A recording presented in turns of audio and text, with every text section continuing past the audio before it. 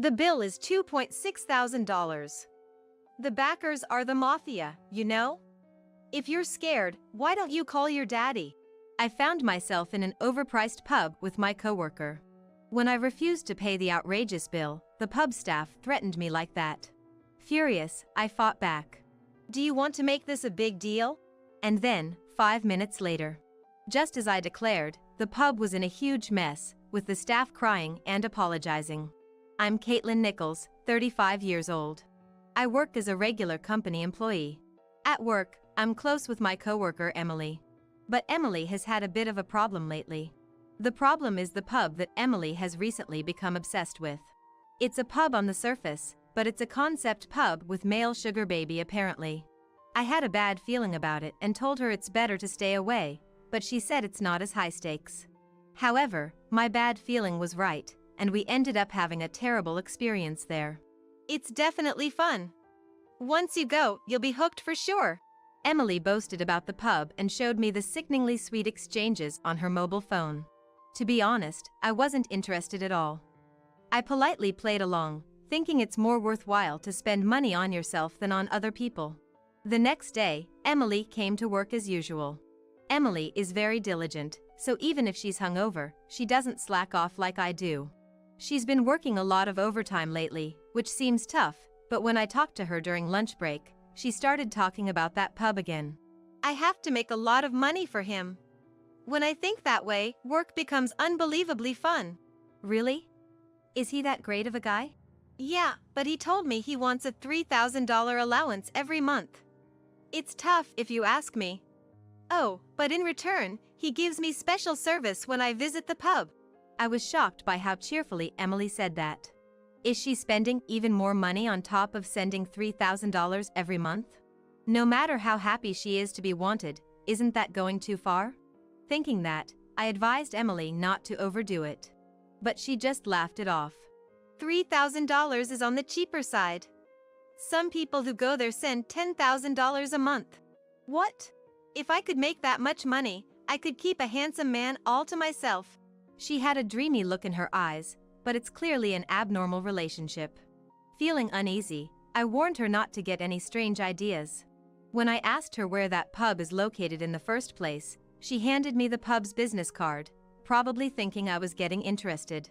Looking at it, I couldn't help but frown. That's because the address was in an area notorious for its poor public safety. I just hoped she wouldn't get caught up in anything shady. I had that thought just a few days ago. Without my knowledge, Emily's shocking private life had taken an unbelievable turn. Hey, I need to talk to you about something. Emily said that to me a few months later. She looked haggard, far from being healthy. Talk? Sure, but what's wrong? You've been acting strange lately. It's hard to say it here, so can we go out for drinks after work? Yeah. I was worried about Emily's bitter smile, and I couldn't focus on work all day. Then in the evening, I finished work on time to go drinking with Emily. While waiting at our usual pub, Emily entered after finishing work. Oh, Emily. Did you lose weight? Are you eating properly? Well, you know. Even the pub staff was concerned about how much weight Emily had lost. If even I, who sees her every day, think that way, it must be a shocking change for people who only see her occasionally. Emily spotted me, ended her conversation with the staff, and hurriedly walked over. Good work. So, what's the matter?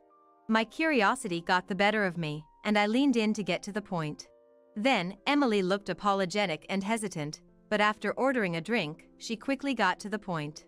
I know this is a lot to ask, but could you lend me some money? What? Remember I told you about that pub before? Actually, I used up all my savings. When I said I can't send living expenses anymore, they started demanding money from me every day. Hearing that, I was dumbfounded. Even though she said they were good people, they turned out to be suspicious after all. Moreover, it seems they've been following her around lately. She said they threatened to make her suffer if she said she didn't want to be involved with them anymore. So, when I asked what I could do to make them leave me alone, they told me to prepare $100,000 as severance pay. $100,000? There's no way a regular company employee can come up with that. But if I don't prepare it, they might make me suffer. When I said it's impossible, they tried to take me to some shady place. Emily seems to have fallen into a quagmire she can't escape from. I want to help her somehow, but is there anything I can do? I do have a last resort, but if people at the company found out, it would be really bad. But Emily started crying, looking like she's really cornered. Did you go to the police? I filed a damage report, but the police won't take action. Seems like they have dangerous people backing them. I was even more at a loss. For now, to rescue Emily, I need to talk to that man. It would be great if we could find some kind of compromise. I'll intervene and talk to him for you. So call that person and have him come here. Oh, okay. With an anxious look, Emily sent a message telling him to come now. Apparently, that man's name is Henry. What should we do? He won't come. What? Why? He said if we want to talk, we have to go directly to the pub. Meeting outside is prohibited unless it's an arranged date. I thought this was getting bad. But now that we've stepped in, we can't just leave it alone. To help Emily, I contacted a certain place in advance and headed to the pub where Henry was. Welcome. That girl over there said she wants to talk to me? It's not often you introduce me to a new girl. Guess you're useful for something after all. The pub we were taken to looked shady at a glance. We were immediately shown to a table, with Emily and I sandwiched between two men. One of them was Henry, the one Emily mentioned. The other was introduced as Joseph, Henry's colleague. We were asked what we wanted to drink, so we said water. I came here today because I have something to discuss. Please let Emily go. When I cut straight to the point, Henry made an unpleasant face and glared at Emily. Emily seems to be completely looked down on, trembling in fear. Let her go. What's that about? I was just being friendly with Emily. His tone was calm, but he wasn't smiling. Anyway, if you wanted to meet me, let's talk about something fun. The reason I wanted to meet was to settle this. $100,000 for severance pay is obviously absurd, don't you think? Huh? That just means you don't want to let go of her that easily, right? You get it, don't you? Henry said that with a creepy laugh, glancing at Emily out of the corner of his eye. Thinking about how he's deceived so many women like this, I couldn't help but feel infuriated. This is going too far, no matter what. This is a pub, right? Why are you acting like a sugar baby? Yeah, a pub. So calling me a sugar baby is a bit. And in the first place, it's the girls who come here that started saying that. Just think of it as part of the service. Are you properly following procedures in running this place? I've heard rumors that you have shady people backing you too. Of course. What? Are you prying? Are you a lawyer or something? Henry laughed happily. He probably thinks that if I'm a lawyer, I must have money. No, I'm not. Anyway, just stay away from Emily from now on. Hearing those words, Henry's mood soured. What did you say? If you keep saying such cheeky things, you don't know what'll happen to you. Henry glared at me with narrowed eyes, but I glared right back, not backing down. Then, barging in between us was Joseph, Henry's colleague. Who are you? Are you messing with us? You know that's called obstructing our business, right? He intimidated me with a frightening look, and I almost averted my eyes involuntarily, but I endured it. I came here to settle things. Emily's contributed enough already, don't you think? I don't know about that, but if she doesn't like it, she doesn't have to pay, right? What the heck are you even doing here? If she refuses to pay, you're the ones who will harass her, correct? What evidence do you have to say something like that? Being told that, I found myself at a loss for words. I glanced at Emily, but she whispered that she doesn't have any direct evidence either. The person stalking her isn't Henry, but someone else, she says softly. Hearing that, Henry and the others laughed through their noses. That's what you call a false accusation, isn't it? We have nothing to do with it, but you assumed that because of the work we do here? That's a terrible prejudice to have. That's not it. If you were running an honest business, I wouldn't be saying any of this. As if. You know, women are so selfish. It's infuriating, but we're the ones catering to them to keep them happy. We should be allowed to take a little, don't you think? Henry looked at me with a mocking grin. Emily was already on the verge of tears. I can still pay the $50,000, so please forgive me for that. Wait, Emily. What are you saying? Because if I don't... Just calm down. I patted Emily's shoulder to calm her down. Seeing that, Henry and the others looked even more gleeful. That works too. Well then, have it all ready by tomorrow. The full amount by tomorrow. That's impossible. Can we break it up into payments? Didn't you just say you could have it ready? You heard her too, right, Yosef? When Henry asked, Yosef nodded with a sleazy grin. Things have taken a terrible turn. Emily was trembling and unable to speak. On her behalf, I raised my voice and strongly refused, saying it was impossible.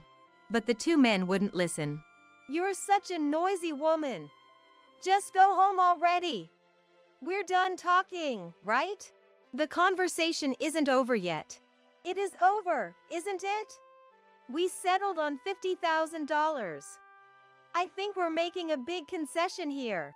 It's absurd to assume we're paying in the first place. I desperately pleaded, but Yosef forcibly shoved a receipt at us. We hadn't even ordered anything besides water here. I kept insisting it made no sense to give us a receipt. However, Henry snatched the receipt from Yosef and threw it at me. Your bill is $2,600. Our backers are the mafia, you know?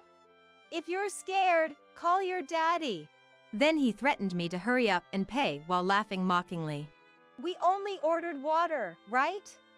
Why is the bill so high? Isn't it obvious? It's a nuisance fee.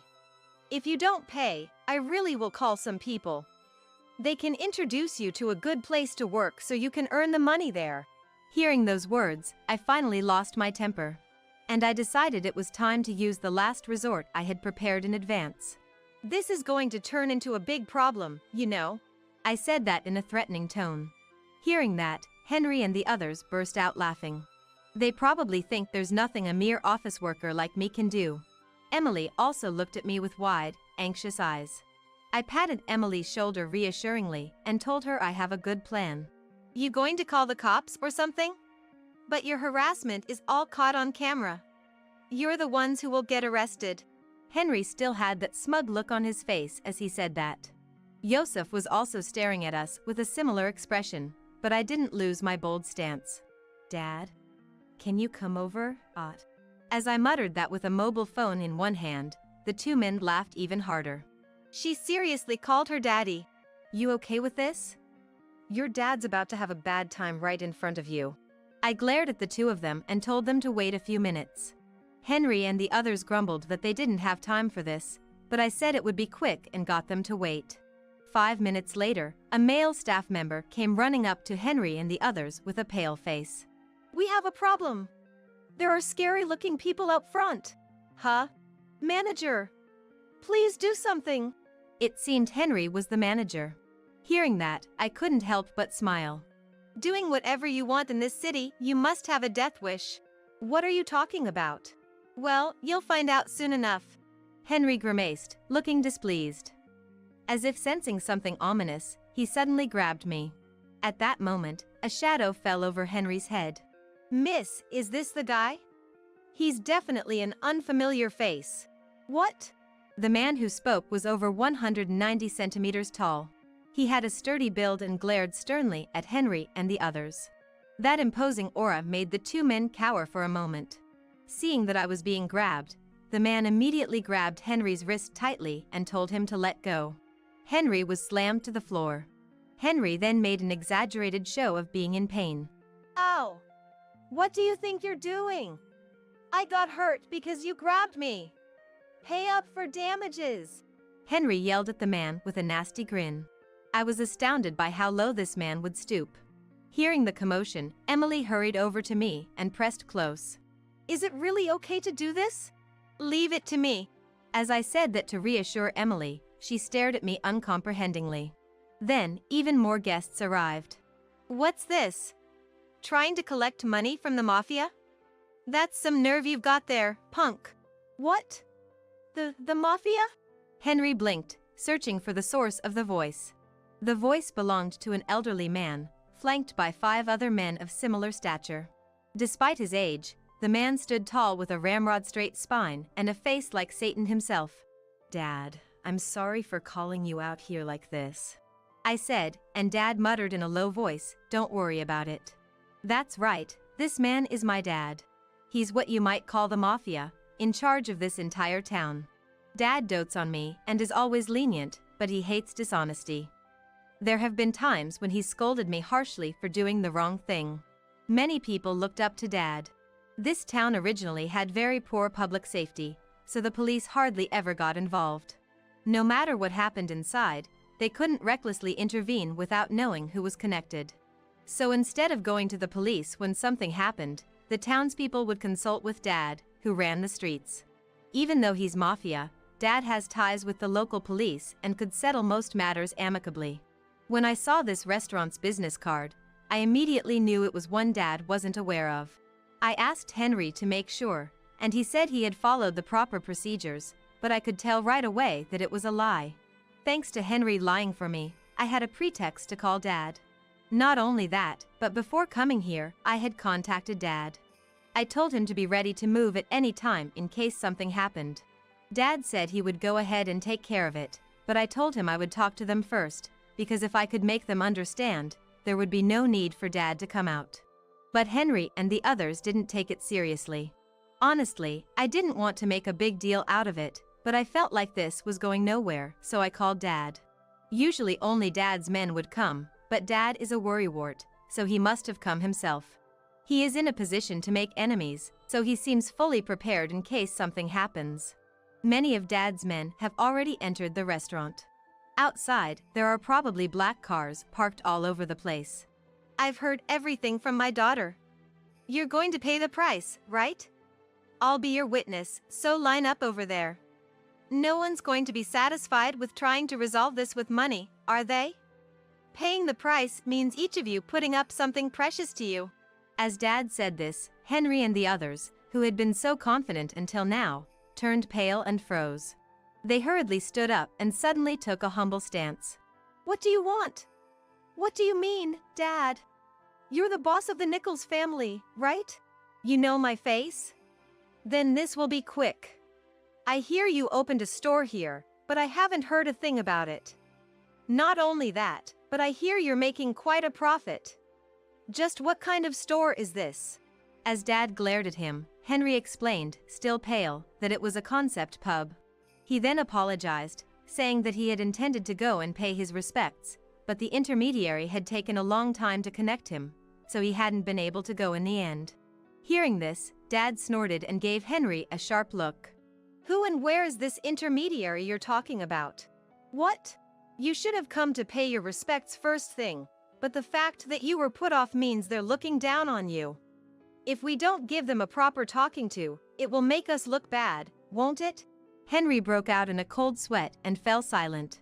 Judging from his reaction, it was clear that the story about the intermediary was a lie. Unable to endure Henry's attitude any longer, the men surrounding Dad all began shouting at once. They were all indignant, saying they couldn't stand being disrespected like this and that they needed to have a proper talk with him. Henry was surrounded and pressured to quickly reveal who this person was. I'm very sorry. There's no such person. So you lied? Yes. I'm very sorry. I never thought this would happen. No, well, I had heard the story properly. When I was given this place, I was told to make sure to pay my respects. But, well, My dad listened to his faltering words and let out a deep sigh. Trying to swindle money from us and then lying on top of that. You've got some nerve looking down on us like that. His voice was low, almost a growl. Henry shuddered at the sound and offered a deep apology. But Dad told him they needed to have a serious talk and had his men move Henry to a seat. Opening a store without permission, running a shady business, and even causing trouble for my daughter.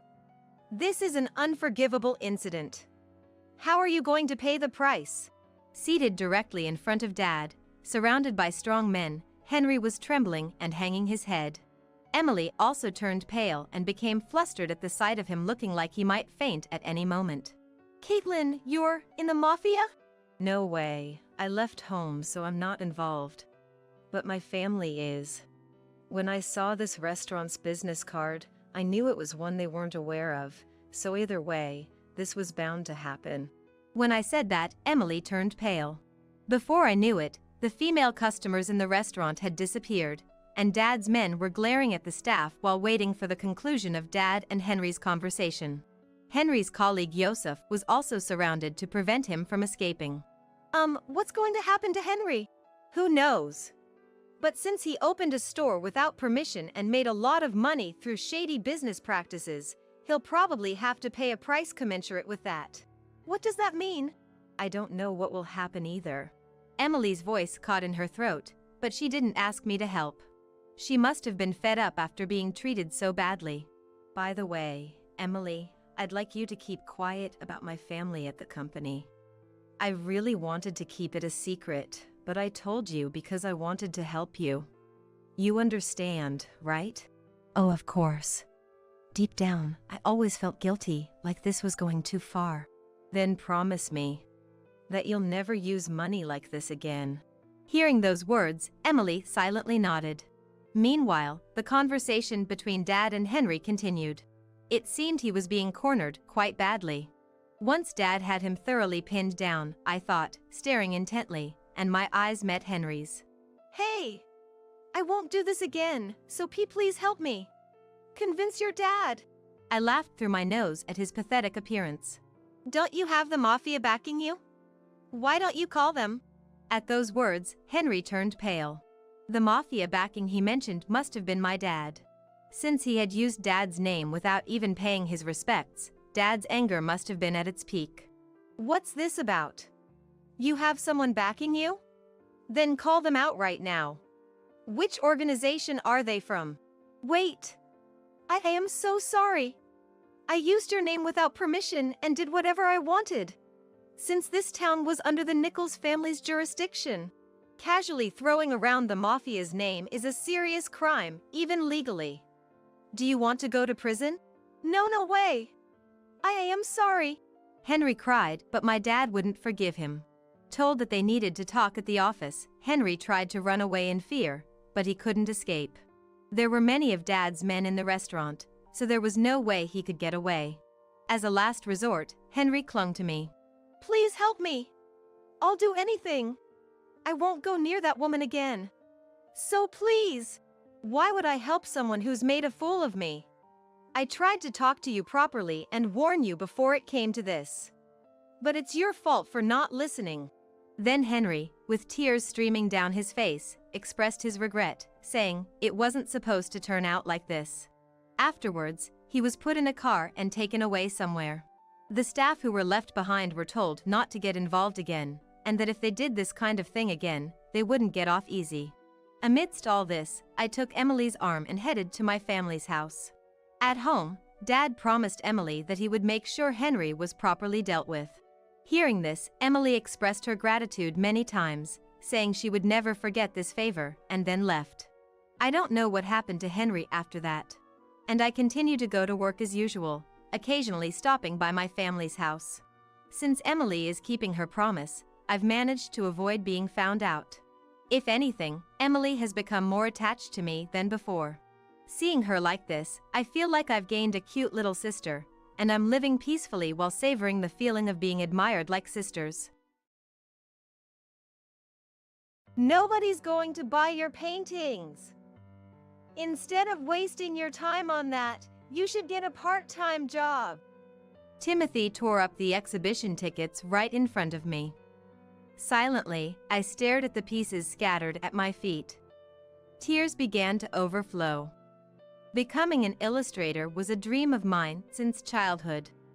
I had finally realized that dream and managed to hold an exhibition. But it was denied.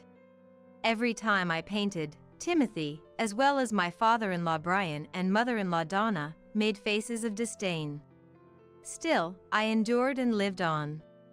I never neglected household chores. After our daughter Cynthia was born, I managed parenting as well. I never dismissed Timothy's hobbies. Yet, this was too much. Quietly, I thought to myself, Timothy, I won't forgive you anymore. From now on, I will live as I please. I won't let anyone complain. Picking up the pieces of the tickets, I glared at Timothy. I, Jessica, am 35 years old. I was married to Timothy at 22. Our daughter, Cynthia, is starting elementary school this year. She seems to be struggling a bit with her studies, but she's getting along with her classmates and seems to be enjoying school life. As a mother, it's a relief. After sending Timothy and Cynthia off and finishing the housework, I sit at my desk. My job is an illustrator. As a freelancer, I mainly take commissions from individual clients. Sometimes I get called by corporations, which makes me especially nervous. While requests have started to come in consistently, my family has never recognized my work. We live in a second-hand house, cohabiting with Brian and Donna. Brian and Donna don't work and are at home all day. They never help with the housework.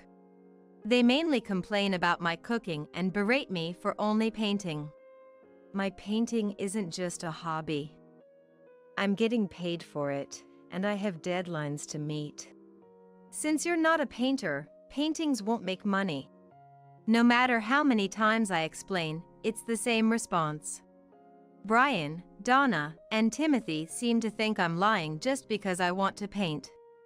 The pensions are much more reliable. They demand an allowance every month. Since they're receiving pensions, they want me to give them money from that. It's proof of hard work in our younger days. If only someone would actually work. Brian and Donna criticize me together. I've suggested moving out to Timothy several times. Each time, Timothy would raise his voice. What a heartless woman! They're my parents, show some respect. But Timothy always sided with Brian and Donna. Even when Donna accidentally broke a vase. Mom's not at fault, he said.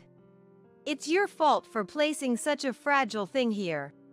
They insisted, and I was always made out to be the bad guy. Donna's main way of spending her allowance is on toys for Cynthia. Thank you, Grandma. It's okay. I'll buy you anything, just tell me. Okay. I love you, Grandma.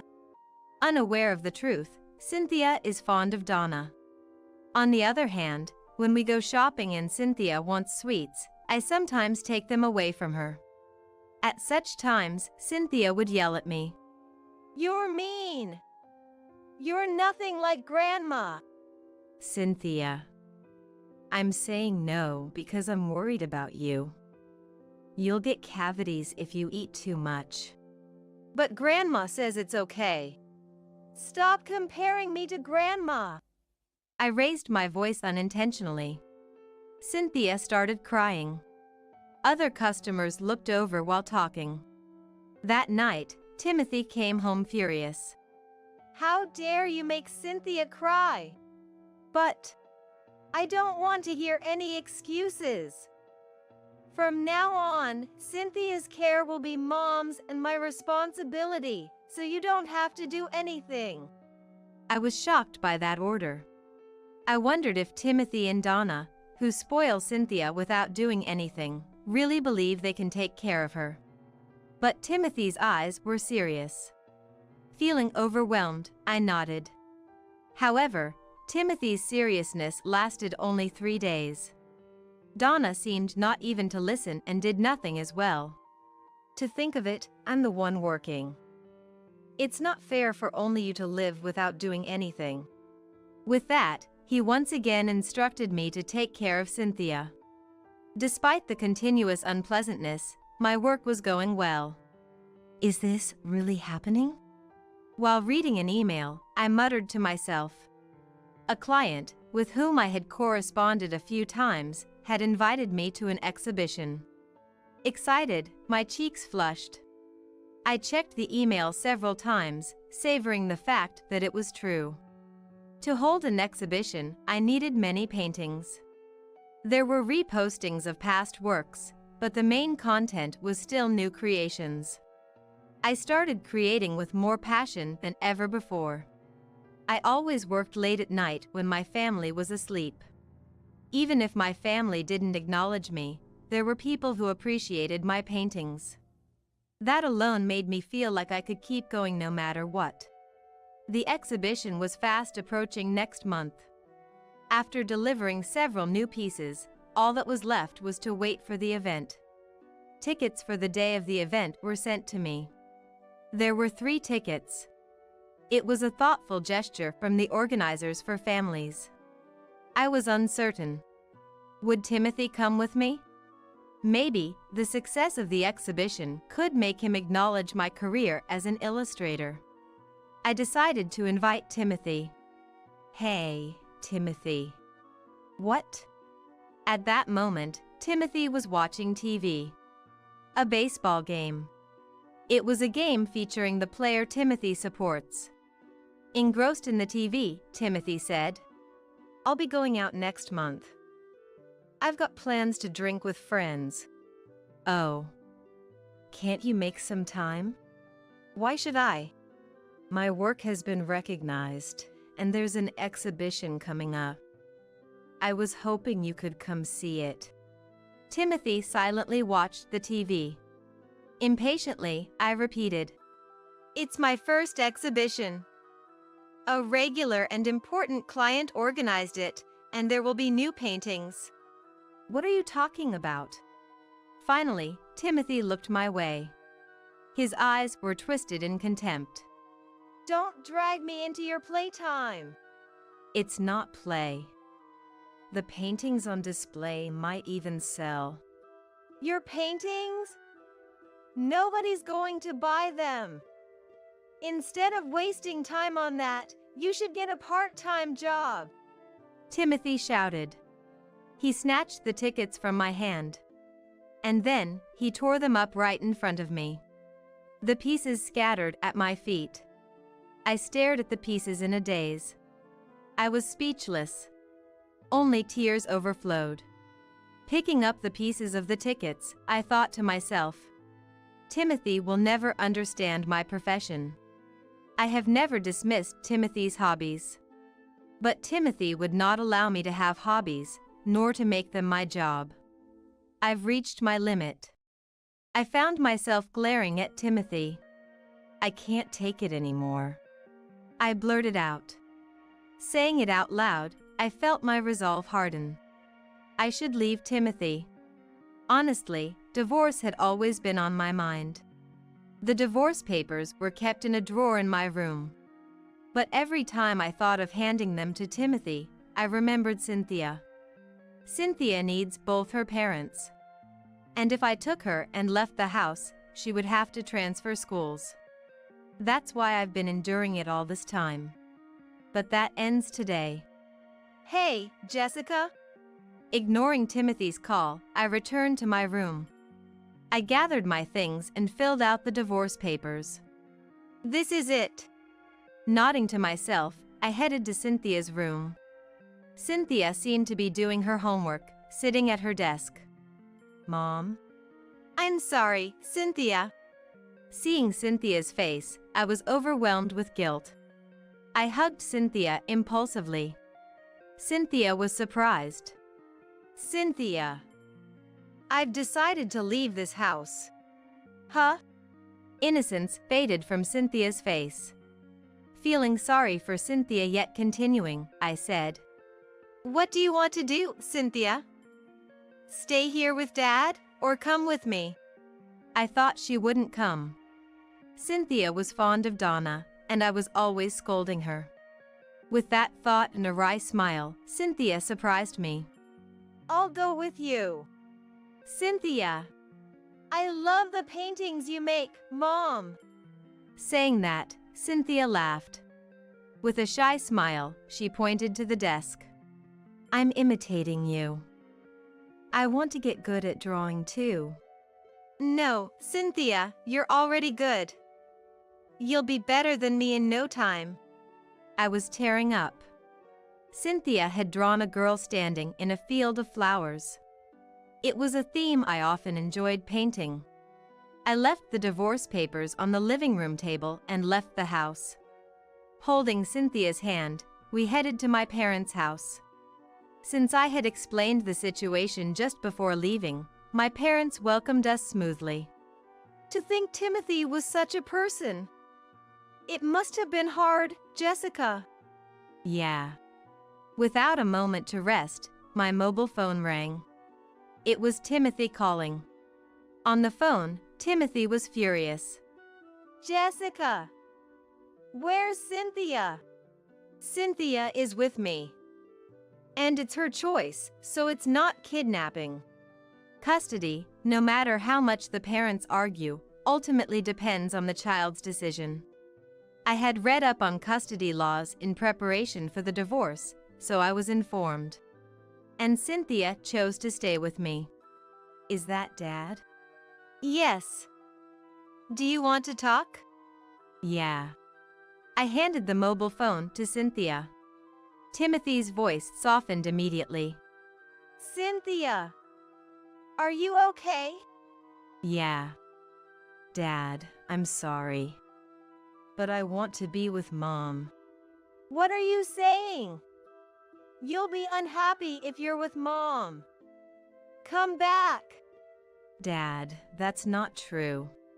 Cynthia said quietly. I was surprised she had become so articulate. Mom has always tried hard. I saw. But you said terrible things about Mom's paintings and hurt her. Cynthia, I'm worried about Mom. So, I'm staying with her. Saying that, Cynthia ended the call. She looked at me and laughed shyly again. I was stroking Cynthia's head. I thought I had no allies in that house. But Cynthia was watching. In the days that followed at my parents' house, calls and letters from Timothy kept coming. The content varied slightly, but the gist was the same. Give back, Cynthia. It's okay. You won't be handed over to that house. Thanks, Mom. I continued my work as an illustrator. Using a pen name unrelated to my real name, my communication with regular and important clients was unaffected. Unlike Brian and Donna, my parents are working. Cynthia was waiting at home for the school transfer procedures. Inevitably, I spent more time with Cynthia. Cynthia started asking me to teach her how to draw and help with her studies. I responded with a smile. There were household chores and my artwork. Yet, I couldn't neglect Cynthia, who chose to live with me. The day of the exhibition was drawing near. My father couldn't take us due to work, but I decided to go to the exhibition with my mother and Cynthia. Then one day, coming! Cynthia cheerfully ran to the corridor when the doorbell rang. But she stopped at the entrance and came back. In a frightened voice, Cynthia said, Mom, Dad's here. I figured as much. I had thought he would come to visit eventually. I took a deep breath. I had no intention of letting Timothy into the house. I wouldn't even open the front door. I planned to have him leave immediately. What do you want? I asked in as cold a tone as possible. To my surprise, it was Timothy's response that startled me. Jessica, please come back. I was wrong. What do you mean? I asked. His tone of voice was too desperate to be an act. Timothy said in a weak voice, Mom and Dad aren't doing anything. We've been living on fast food, and the laundry's been piling up since the day you left. And? It was as I had imagined. Timothy, who often worked outside, must be suffering. Since no one is preparing new clothes, he has to wear wrinkled clothes again. People at sales meetings pay close attention to one's clothes. With Timothy's current unkempt appearance, it would be difficult to get new businesses. If this continues, our house will turn into a garbage dump. Do something about it. I thought I was the one who did nothing in that house. I sighed. Donna said I was a wife who didn't do household chores. You did too. I was wrong. Mom always claimed she did all the housework, and I believed it. I was deceived. His tone made it seem as if he too were a victim, despite having bad-mouthed me together with Donna. Don't you have any intention of doing the household chores yourself? I've never held a knife, nor do I know how to use the washing machine. Then don't rely on me for that. Essentially, he wanted me to come back and take care of the piled-up household chores. That's a joke. I'm not returning to that house. The day I left the divorce papers behind was the day I abandoned all my love for Timothy. There's no way I could feel any sympathy for him now. I'm not a housekeeper. Doing the household chores is a wife's duty. Timothy's tone became rough. I, beyond being appalled, calmly responded. I'm no longer your wife. I used to wake up early every morning to make your sandwiches. But I never heard a word of thanks from you, and it wasn't rare for you to leave them untouched, which disappointed me. I never failed to hang the laundry and iron them to prevent wrinkles. Do you understand? I was never thanked, yet I managed the household chores 365 days a year. So what? Every other wife lives like that. If there was gratitude, we could have been a normal couple. The feeling that Timothy and I could not understand each other reemerged. Timothy didn't understand and didn't try to. He was only temporarily weak because he was in trouble. His essence hadn't changed at all. I was grateful for you working. But that's over. I will live on my own strength. You should too, with your own effort. Hey, wait, Jessica. Timothy was still saying something, but ignoring him, I went back to the living room. Timothy knocked on the door and rang the doorbell. But eventually, he must have given up and left. The exhibition was moderately successful. I walked around the venue holding Cynthia's hand. Mom, who came with us, pointed out a guest. Isn't that Timothy? Huh. I felt a chill. Facing Timothy directly, unlike through a door, was awkward. Cynthia would be concerned too. Yet, I looked at the guest's face. Though wearing a hat deeply, it was indeed Timothy. Mom, please watch Cynthia. Okay. I left Cynthia with Mom and approached Timothy. Trying not to bother other guests, I asked quietly. What do you want? You were really working as an artist. His tone was still listless. His clothes were wrinkled and gave off an unclean impression. Timothy's eyes flicked towards me briefly. But they're not selling, right? Look over there. I pointed to a corner of the venue. Displayed on the wall was a new piece of art. Marked as sold. That painting caught the eye of a private collector, and it even got priced. Want to know how much? No need. Timothy stepped back as if frightened. Seeing my paintings being commercially viable shocked him. Excuse me, may I have a moment? Yes, how can I help you? The person who approached was a local newspaper reporter. They wanted to feature the exhibition and include an interview with me in an article. For freelancers, marketing is crucial. You need to stand out among peers to make it as a profession. From that perspective, it was a welcome opportunity. Timothy was gaping. You're that successful? Well, at least, my monthly income was higher than yours. I said plainly. Timothy moaned in dismay. I had a rough idea. Timothy had always thought he was supporting the family alone with his income. The reality was different. In fact, Timothy's salary wasn't that high. It was only with my income that we could barely make ends meet. Regarding Brian and Donna, they had been demanding based on their pensions, but those pensions were meager. Honestly, the allowance I gave to Brian and Donna couldn't have come from their pensions. It was supplemented by my income.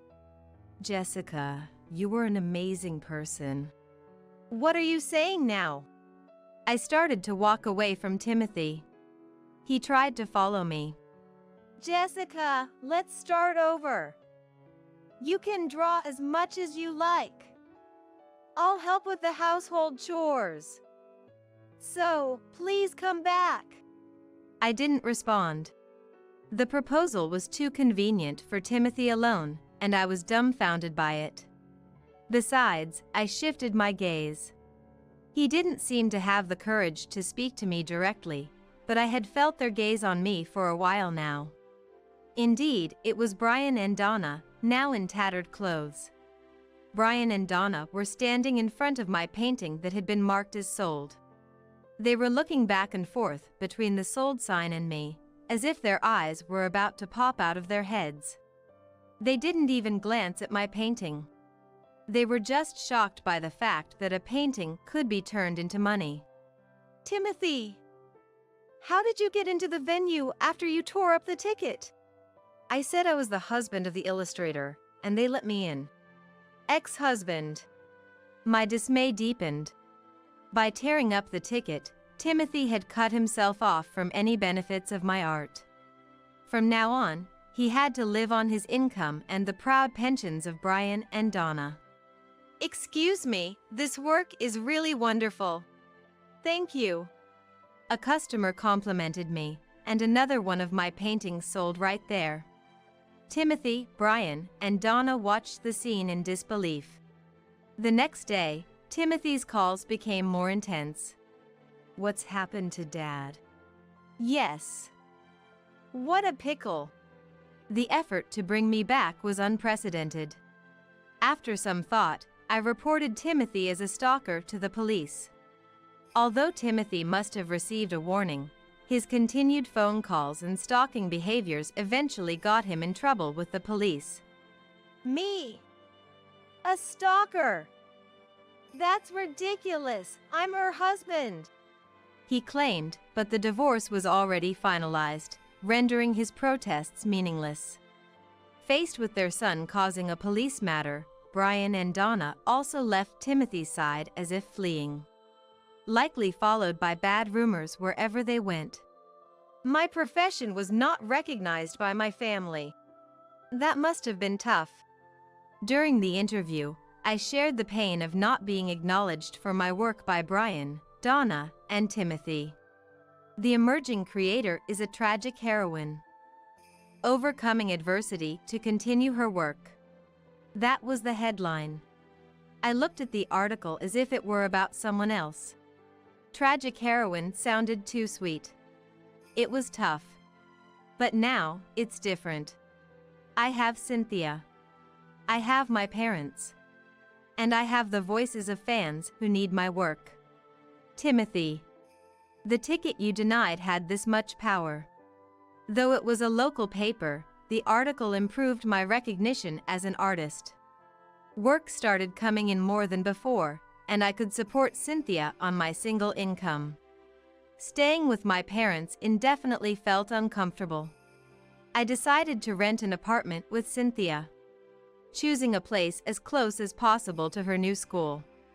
My parents seemed regretful. You're always welcome to stay here.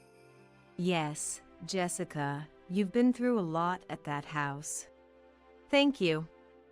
But it's my life, I said as if to convince myself. The disgrace of depending on someone was something Timothy, Brian, and Donna had taught me. I would live taking them as a negative example. Cynthia brought friends home. She seemed to be managing somehow at her new school. Despite the inconvenience caused by her parents, Cynthia didn't use it as an excuse and lived positively. Mom draws pictures. Wow, that's cool.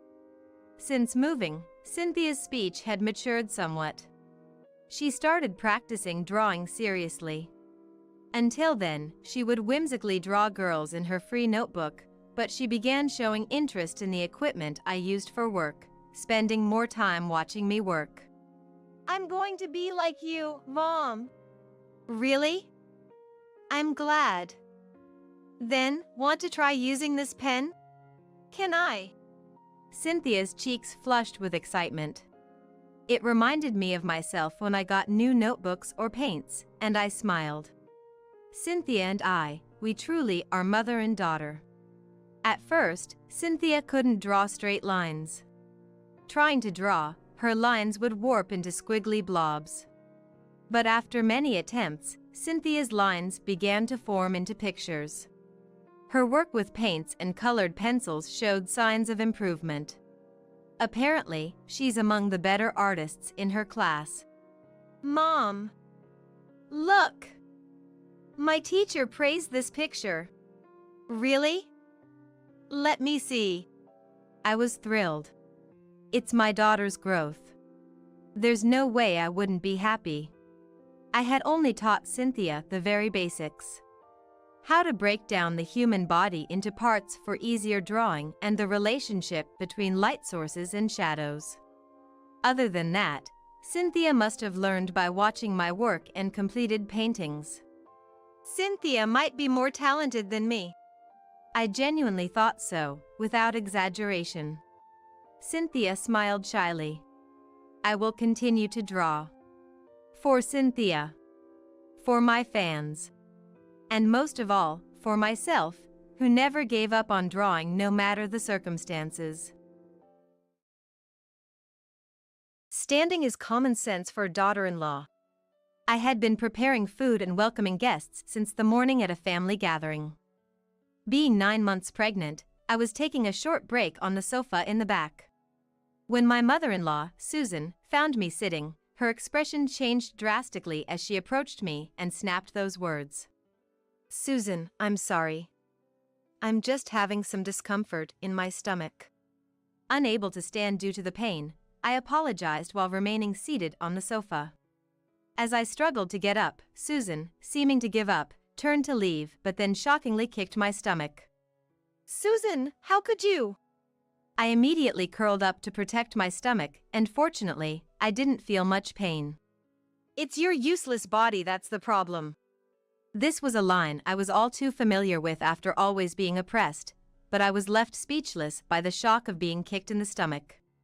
Someone, who had been silently watching this scene, waited until Susan was seated, and then. "My name is Anne. I'm a 32-year-old housewife. I live happily with my husband Tom and our 3-year-old son. I am currently 9 months pregnant with our second child. Before the pregnancy was confirmed, it was decided that Tom would be transferred to work abroad alone. Although Tom insisted on staying in America, I didn't want him to give up his dream of working overseas, a goal since our dating days. After I encouraged him to the end, he promised to go abroad for just 3 years, and then he left. While I felt joy in supporting my husband's dream, there was one concern. The insidious harassment from Susan and Mike, my father-in-law. While Tom was around, they adored us, but in his absence, they subjected me to daily verbal abuse.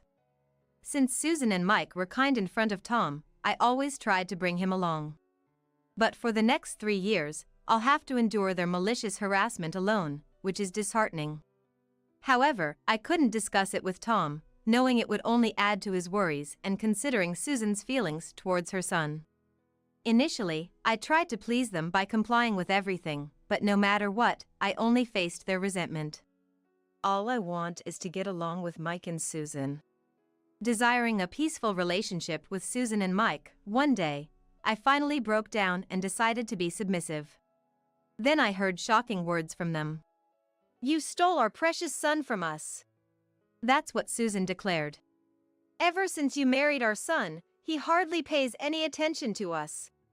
I finally understood the root of their relentless harassment. Susan and Mike were so overly fond of their son that they were jealous of me, his wife. "If that's the case, I can always come with him." Startled by Susan's unexpected confession, I tried to find a solution and offered various suggestions. The best thing would be for you to leave our son alone. Right. Then he might return his love to us. I was stunned by Susan's wish. The thought of them wanting a divorce because they felt their son's affection for them had diminished gave me chills. And this distorted expression of their love even scared me. Don't you like the idea of your son building a new family? I asked tentatively. New family? That's ridiculous. Our family is enough. No matter how old our son gets. Realizing the extraordinary love they had for their only son, my husband, I was speechless. I love my husband. I want to get along with you and Susan, but I have no intention of leaving him. Normally quiet, this was one point I could not concede. Seeing my resolve, Susan scoffed and retorted. Are you so confident that no matter how we treat you, you won't leave? From that day on, their harassment only intensified instead of diminishing. At one point, knowing I was allergic to shrimp, they sneakily added it to the fried food. I was about to eat it when my husband, who always harped on about my allergy, noticed and warned me. Shrimp? I'm sorry. Actually, this was a gift. I forgot you can't have shrimp. Susan apologized to me repeatedly, making excuses. My husband seemed satisfied and asked her to be more careful in the future. But even as they spoke, Susan was stepping on my foot under the table. Amidst such harassment, we were leading a peaceful life when my husband's transfer overseas was confirmed. Susan and the others turned pale with shock as I celebrated. Overseas. That's going to be hard on the child and Anne, right?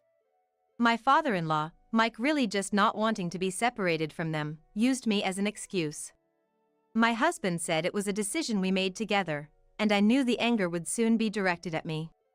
And, did you even consider my grandchild's feelings? Unsatisfied with my decision, Susan interrogated me like it was an inquisition. Fed up, my husband finally spoke out. Both of you, enough. Working abroad has always been my dream. And is just supporting me in that. He immediately defended me.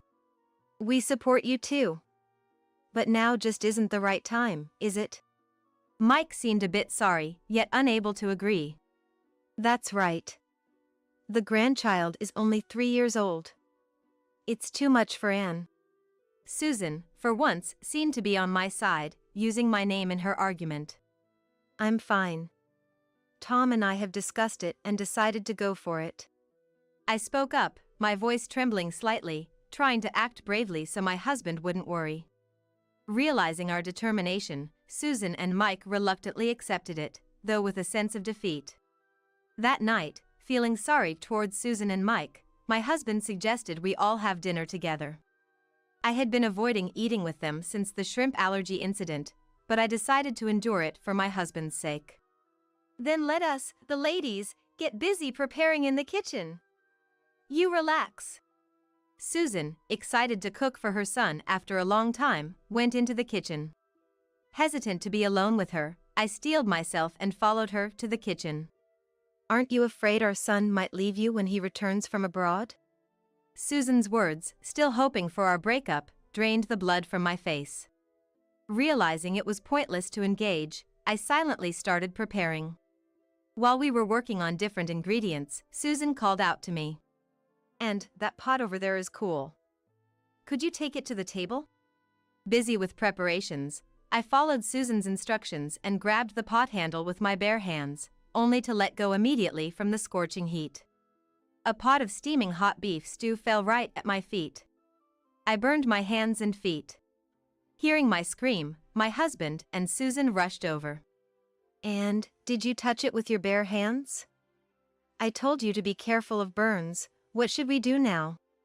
Susan pretended to panic, but did nothing. My husband, seeing this, quickly instructed to bring a towel and ice. He also told Mike to call an ambulance. Seeing my red, swollen hands and feet, I could only cry in pain and frustration, clinging to my husband. Thanks to his quick thinking, I received proper treatment at the hospital and was told it would take 2 weeks to heal.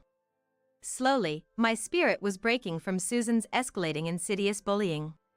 As time passed and my husband's departure overseas approached, I made sure to avoid Susan and the others completely. Despite their vengeful attempts to visit our home or call multiple times a day, I never responded. For their excuses to see their grandchild, I sent pictures with messages. To my husband, I told him the reason for not seeing Susan was because of severe pregnancy symptoms, which he understood. Half a year passed, and the annual family gathering, highly valued by my husband's family, drew near. Knowing its importance, and though my husband said I didn't have to attend, I decided to go. I informed Susan of my attendance in advance through a message. Her reply, seemingly eager to finally vent her frustrations on me, brought back the flashbacks of my burn injury accident and filled me with more fear. Then, the day arrived when everyone was to gather. I briefly greeted Susan and Mike, then spent most of my time with relatives of my age, keeping my distance. Standing is common sense for a daughter-in-law. I had been preparing meals and welcoming guests since the morning at the family gathering. Being 9 months pregnant, I took a rest on a sofa in the back. When Susan saw me sitting, she changed her expression and came over to me, throwing those words at me. "Susan, I'm sorry. I'm just having some discomfort in my stomach." Unable to stand due to the pain, I apologized but couldn't get up from the sofa. Seeing that I couldn't stand, Susan, seeming to give up, turned to leave, but then shockingly, she turned back and kicked my stomach. "Susan, how could you?" I immediately curled up to protect my stomach, and luckily, the pain was minimal. "It's your useless body that's at fault." I was used to being oppressed by her, but I was left speechless and shocked by being kicked. Someone, who had been silently watching this scene, waited until Susan was seated, and then, "Mom, what did you just do to an on the sofa?" Someone shouted loudly, making everyone, including me, turn towards the voice. There stood my husband, who was supposed to be overseas for work. "Tom." Susan uttered his name in a trembling voice. Painfully, I stood up from the sofa and slowly moved towards my husband. "What did you do to and just now?" he asked Susan, with an expression I had never seen before. "Tom, why are you here?" Until the previous day, my husband had apologized over the phone, saying he couldn't get a long leave and wouldn't be able to attend. I couldn't ask him to accompany me, knowing he had just been transferred overseas. Anne. I came back to surprise everyone. Tom's face softened as he looked at me, his expression changing completely from before. He rushed over to me, hugged me around my shoulders, and supported me. "But when I came back, I happened to see Mom and you having that interaction from the entrance." He had been frozen for a while, not understanding the situation as he had never seen Susan like that before. "I was about to ask and what happened when Mom kicked her." Hearing this, I realized he had witnessed Susan kicking my stomach. Looking up at my husband, I could see the anger in his eyes. "Tom, this is..." Relatives started gathering in the room, sensing the unusual tension, making the situation even more strained. "Tom, everyone is here, let's talk in the other room." Susan tried to calm my husband with a quiet voice, attempting to defuse the situation. "And you don't need to say anything. I want to hear it directly from Mom." Saying this, my husband turned his face towards Susan again. "No, let's hear it here, in front of everyone." The relatives, stunned by my husband's raised voice, watched the unfolding situation in silence. The commotion got Mike and Mike's brother's attention, who had organized the family gathering. "What's all this commotion about?" Seeing the unusual situation, Mike hurried to Susan's side. Upon realizing his beloved son was there in front of him, Mike looked even more shocked. "Dad, it's been a while. I didn't want our reunion to be like this, but I just saw something unbelievable." With Mike's presence, my husband regained some composure and continued in a calm voice. "What happened?" Mike looked slightly uneasy. He already knew Susan had done something to me. Having always turned a blind eye to Susan's bullying, he was part of it too. "It was just, and I were talking." Susan stubbornly refused to admit she had kicked me, trying to get out of this situation. However, my husband quietly glared at her, wanting her to confess. Sensing the conversation wasn't progressing, I finally spoke up. "You kicked me in the stomach, didn't you?" I finally revealed in front of everyone that Susan had kicked my stomach. Hearing this, the relatives began murmuring. "And what an accusation! I would never do such a thing," Susan shouted, flustered. "Never, what, Mom? I saw it with my own eyes." My husband expressed his frustration and anger at Susan's denial and her true nature. As he seemed about to confront Susan, I urged him desperately to stay calm. "Tom, are you sure it wasn't a misunderstanding? Susan doing such a thing." Mike continued to defend Susan until the end. Hearing this, my husband's suspicion only deepened. "Dad, even now, you're siding with Mom?" My husband was speechless at Mike's attitude, seemingly more afraid of Susan facing critical judgment than the fact she had kicked me. "Tom." I could only hold his hand tightly. The ease with which his parents dismissed their daughter-in-law raised my husband's suspicions, bringing up a question in his mind. "Anne, this isn't the first time, is it?" My husband's intuition seemed to pick up on something from Susan's behavior. Trying not to worry him, I felt both frustrated and relieved that my strongest ally had finally appeared, bringing tears to my eyes. Realizing this wasn't the first incident, my husband asked, "Mom, what terrible things have you done to Anne?" His anger not subsiding but intensifying. The relatives intervened to stop Tom as he approached Susan and Mike. "Tell everyone here what pain you've caused, Anne." As Susan heard this, her face turned pale, and she collapsed to the ground. "Tom, it's too harsh to treat Susan like this in her condition." Mike began to show anger towards Tom. "Harsh? Then what about that burn?" Susan and I were shocked, as if our thoughts had paused for a moment. And the one who raised his voice upon hearing this was, surprisingly, Mike's brother. "And was burned?" Mike's brother, who had been quietly observing what he thought was a mother-in-law and daughter-in-law issue, spoke up for the first time, surprised by the unexpected development. "It seemed strange to me that day, and got a severe burn holding a pot of just done beef stew with her bare hands." My husband had been troubled by the fact that I had done something I would never normally do, and would always check if it's safe before handling a pot with her bare hands if it were her own decision. I always had a habit of double-checking everything, whether it was cooking or leaving the house, which my husband knew well. So, it seemed odd to him that I would grab the pot without thinking. "The beef stew was made by Mom. Did she say something at that time?"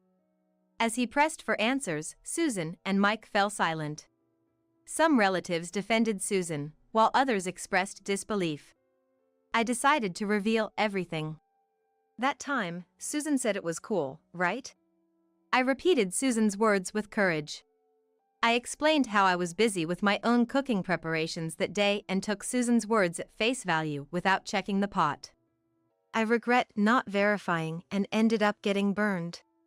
I admitted my mistake. Hearing this, Susan's expression changed, and she glared at me, shouting, "You are just trying to slander us. What kind of daughter-in-law are you?" Susan, who had been subdued, became enraged when faced with me. "I'm not stupid. I have saved our interactions as evidence." I had secretly been collecting evidence of Susan and Mike's insidious harassment, in case I couldn't endure it any longer. My husband showed a surprised expression, then I said, "Tom, I'm sorry I kept quiet. I didn't want to worry you, and I was afraid of ruining your relationship with Susan and Mike." The root of his parents' harassment stemmed from their affection for their beloved son. It was a twisted love, but I wanted to avoid worsening the relationship between Tom, who had been raised with much love from his parents.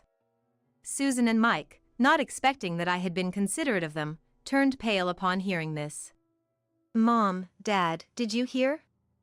Even after all this, and was still thinking of us." Tom apologized to me, ashamed that he hadn't realized the situation. And I'm so sorry my parents made you suffer this much. Tom apologized with tears, and Susan, as if regretting how things turned out, exclaimed, "No, it's wrong. It's her fault.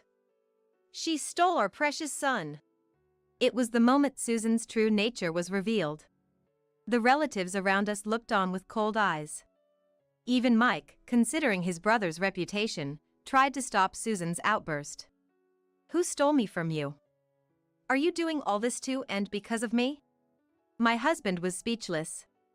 Not expecting such a distorted form of love where Susan's harassment was a retaliation for his affection being directed towards his new family.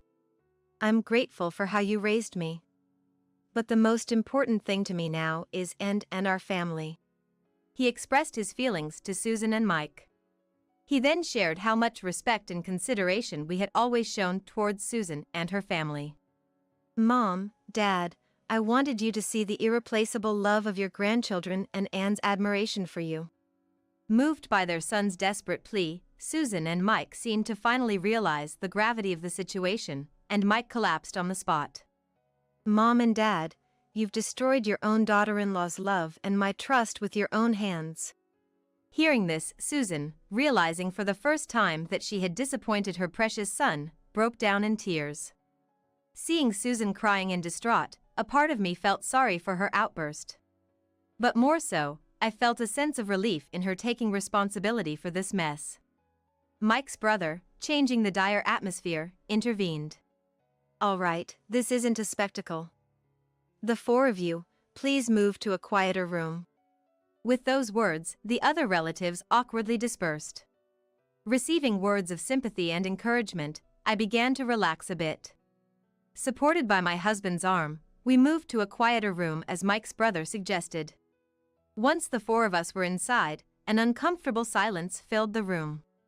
My husband still had questions for them, eagerly wanting to confront them. However, Susan and Mike looked so exhausted that he hesitated to speak. Then, Mike's brother entered the room. "Now we can have a calm discussion. Is it true that Anne was subjected to insidious bullying?" With a stern expression, Mike's brother asked directly. After a moment of contemplation, Mike finally nodded in resignation. Triggered by Mike's acknowledgement, my husband burst out. "To think my parents would do this while Anne was protecting our child and unborn baby, it's shameful." He voiced all the accusations as if speaking on my behalf. He revealed that the shrimp allergy, the burn, and the kicking were all acts of spite towards me. "I can't understand how Dad and Mom could hurt Anne to such an extent." Disappointed beyond imagination, my husband's disillusionment deepened. Then, Mike's brother brought an end to the discussion. "Tom, that's enough. As your uncle, I'm deeply sorry for such a shameful sibling. I can't forgive what they've done." He apologized to us, then rushed to Mike and struck him on the cheek. "As your brother, I cannot forgive your actions. Don't show your face at family events anymore." He then instructed Susan and Mike to leave immediately. Susan and Mike seemed to want to say something to me, but the fact that they had kicked me remained unchanged. I ignored their expressions and stayed close to my husband's side. Once Susan and Mike were out of sight, I finally felt a sense of closure and, perhaps relieved, I broke down crying. I don't remember much about what happened next, but my husband stayed by my side until the end. After the revelation of Susan's insidious bullying, my husband forbade any contact or visits from them. This helped me avoid seeing Susan, and gradually, my emotional wounds began to heal. The overseas transfer that was supposed to last 3 years was cut short by my husband, who didn't want to be away any longer. He returned to America after just 1 year. Initially, I was a bit apprehensive, but I supported his return, prioritizing the safe birth of our second child. Now, we are eagerly awaiting the birth of our second child as a family of 3. Susan still sends daily messages of apology, wanting to mend our relationship. When I express my fear of seeing them, my husband continues to prioritize my feelings. The relatives also talk about how haggard Susan looks now. And the general consensus is that it's their own fault. In a situation where my husband and relatives are on my side, there's not much Susan and Mike can do. So, once our second child is born, I plan to show them the baby. However, I have no intention of repairing the relationship with Susan and Mike. I'm resolved to spend an ordinary life with our family of 4, combining our strengths. My daughter Sharon's husband Christopher suddenly said with a sly smile, "I want to take this opportunity and discuss this with you. I had a DNA test taken because I thought she didn't look like me. And it turns out she's not my daughter." Christopher said so, pointing at my granddaughter Tiana, who was being held by Sharon. I made an eye contact with my husband Dylan while Christopher was unable to hide his smirk. I figured as much. I was disappointed, but anger quickly overtook me. "So you've been cheating on me behind my back? You bastard! Were you having an affair with one of the fathers who picks up their kids from daycare?" His raised voice caught the attention of those around us. I felt truly sorry. I still wanted to believe in him. "A woman like this is totally untrustworthy. Divorce. I want a divorce." Sharon seemed unable to comprehend Christopher's sudden change. Tiana, sensing something was wrong, started crying, and her cries echoing around us. I couldn't believe he was this kind of person. I felt an anger towards him like I had never felt before for neglecting my daughter. Looking over at Dylan, I saw him with an angry expression, fists clenched. This was our only chance. I exchanged glances with Dylan, then took out a photo we had prepared in advance. This photo was our trump card. With hands trembling with anger, I held up the photo in front of Christopher. "My name is Violet. I'm a 55-year-old housewife. I live a commonplace life, but I cherish the certain happiness I feel and value the peaceful family life I have. My family consists of my husband Dylan, who currently works at a travel agency, my daughter Sharon, a nursery teacher, and my granddaughter Tiana. We are a family of 4. Until recently, Christopher, Sharon's husband, who's also an assistant director who works at a TV station, lived with us. When he was still in this house, I never dreamed we would end up living separately. Our current life goes back to when I met Dylan. Meeting Dylan was a story from decades ago. Back then, it was common for our marriages to be arranged by our parents. He was 5 years older, in the prime of his career at a travel agency. He had a manly and serious look about him, which left a good impression on me. Due to his job, he was knowledgeable about geography all over the world. I remember him talking excitedly about the charms of various tourist destinations over dinner. Holding a glass of beer in his hand, he said with enthusiasm, "My favorite place is definitely the pyramids of Egypt. It's what I recommend most to customers. The pyramids, made of limestone, used to shine white, reflecting the sun when they were first built."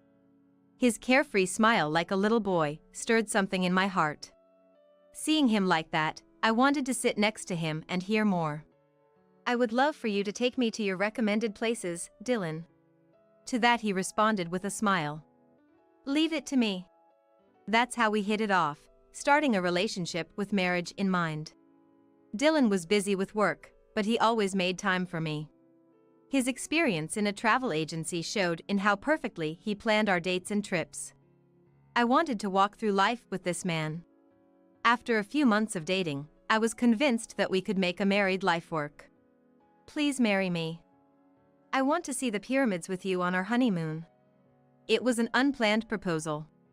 He stared at me wide-eyed for a few seconds, then broke into a broad smile. "Of course. Thank you." "Really? I'm sorry I made you say it." Thus, having confirmed our feelings for each other, we officially pledged our love at our wedding a few months later. True to our promise, we went to Egypt to see the pyramids on our honeymoon. That scenery will never fade in my mind, even after many years. In the midst of what could be called the pinnacle of happiness, our daughter Sharon was born. Life with a child passed surprisingly quickly, and before we knew it, Sharon had grown up and become a respectable nursery teacher. Sharon, who always loved children, seemed fulfilled, even though she was often busy with the kids at the nursery. Through her work, she started talking about wanting to get married and have her own children. She came to me for advice when she was 26. "Mom, do you remember Nicola from my university? I talked to her about getting married, and she invited me to a party. I'm not sure if I should go or not." Seeing my daughter seemingly exhausted from thinking about marriage and kids, I decided to give her a push. "Well, isn't this a chance? You can trust an invitation from Nicola. Why not just go and see?" Sharon looked somewhat anxious, but eventually decided to go. And so the day of the party came. Sharon left the house wearing fancier clothes than usual. Her makeup, different from her normal style, seemed to be done with extra effort. Dylan and I had dinner alone for the first time in a while. As we ate, Dylan seemed restless. "What's wrong? Wasn't the dinner good?" I asked half-jokingly, and Dylan replied awkwardly. "Of course not. I'm just a bit worried about Sharon. I hope she doesn't get deceived by some strange guy." I felt the same way. After all, I was the one who had encouraged Sharon to go. "I guess so. But it's Sharon, she'll be fine. She has a good eye for men. After all, she takes after me in that regard." "I guess you're right." I think we both were trying to mask our anxiety with laughter. Then, a few hours later, Sharon returned. When I asked how it went, Sharon said with a smile, "There was a great guy there. A really great guy." And she kept repeating how he was a good person. Whether it was from the cold air of January or the excitement of finding someone, her cheeks were flushed. "What kind of person is he?" Dylan asked, and to that Sharon proudly replied, "He's part of a TV crew. His name is Christopher. He goes on location shoots and visits all sorts of places. I went on many trips with you too, right? So, we hit it off." Upon hearing this, Dylan frowned slightly. "A TV crew, so he's in the entertainment industry, right? I don't have a very good impression of that. How should I put it? Didn't he look a bit frivolous?" "But you're the one who said, men who travel to different places and see various sceneries are trustworthy." He had black hair and didn't look frivolous at all. "Well, I did say that, but..." I calmed down Dylan, who didn't seem convinced, and told Sharon, "Anyway, make sure you date him properly and take your time to find out what kind of person he is. It's late now. You have work tomorrow, right?" I urged Sharon, who seemed quite drunk, to go to bed. After that, Sharon and Christopher officially started dating. Their relationship seemed to be going well, and Sharon introduced Christopher to me and Dylan. Christopher, being in the entertainment industry, initially seemed elusive. But after talking to him, he turned out to be very personable. So when they brought up marriage, I genuinely agreed. The best thing is to respect Sharon's choice. Thus, they continued their relationship smoothly and got married 2 years after meeting. Christopher, wearing an undoubtedly expensive suit, came to greet us formally. He held a bottle of high-end wine in his hand.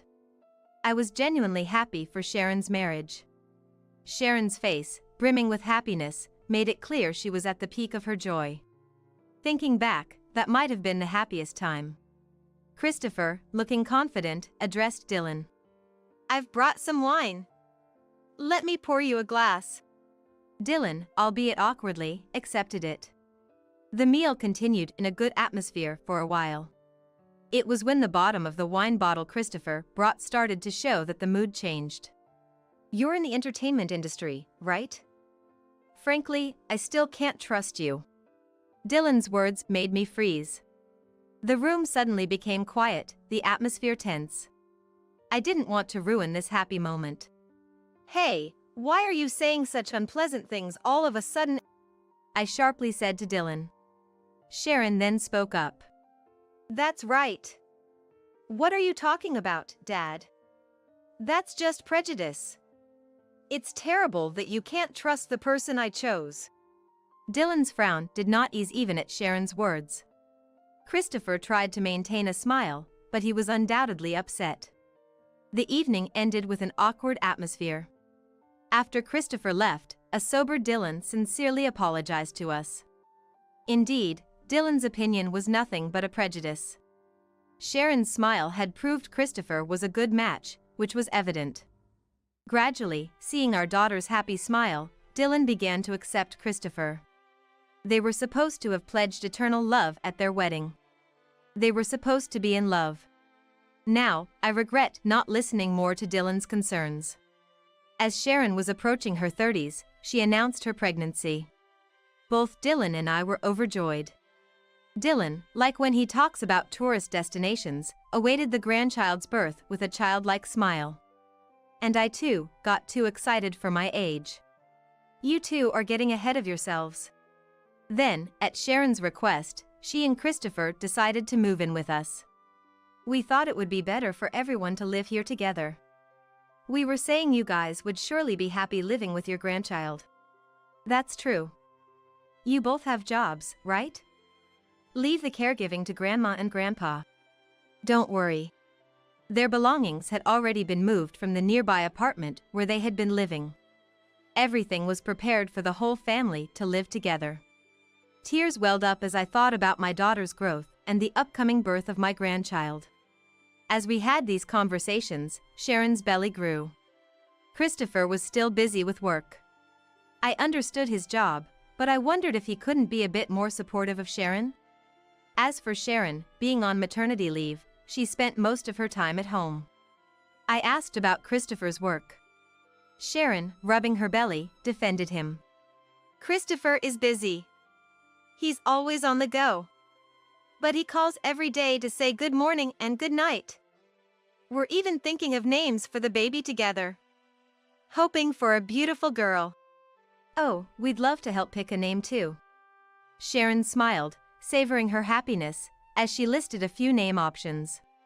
As the due date approached, Sharon decided to name the baby Tiana. The moment Tiana was born, her vibrant cry was indescribably precious. Sharon's relieved expression. Tears in Christopher's eyes. Dylan's beaming smile. And Tiana, trying her best to breathe. I was confident that our lives were solid and would continue to be so. However, the happy future I envisioned never came to be. At the height of my daughter's happiness, I was shocked to learn a disturbing truth from Dylan. He had confirmed some unbelievable behavior from Christopher. I didn't want to doubt him. He was supposed to be the perfect husband for my precious daughter. Despite my uneasy feelings, Dylan, with a serious expression, insisted. I saw it with my own eyes. I know it's hard to believe Christopher's suspicious behavior. Violet, you might not want to know, but it's true. That man is lying. To us and to Sharon. I had never seen Dylan so emotional in over 30 years together. From his unsettled state, I learned everything. Dylan's seriousness made me realize the gravity of the situation. But it was too much to accept all at once. Why would Christopher do such a thing? What about Sharon and Tiana? My heart pounded, wishing I hadn't heard this truth. I wanted it all to be a lie. Especially since Tiana had just been born. Since Dylan told me, a swelling rage grew inside me. I felt the greatest anger of my life. I didn't know what the right answer was, but it was for Sharon and for Tiana. Reluctantly, I decided to follow Dylan's plan. Then we quietly began our preparations, just the two of us. Meanwhile, Tiana continued to grow. A month after her birth, we decided to go out as a family. The attendees were me, Dylan, Sharon, Christopher, and Tiana, 5 in total. I heard Christopher had planned this outing, which was a great surprise. He had arranged everything, including the meal. Dylan and I carefully prepared for the day. Upon arrival, Sharon lovingly watched Tiana. After taking a family photo with Tiana at the center, I wished for these peaceful days to continue. I glanced at Christopher. He wasn't looking at Sharon or Tiana. Although smiling, Christopher's attitude and tone seemed detached, as if preoccupied with something else. Then Christopher suddenly said with a sly smile, I want to take this opportunity and discuss this with you.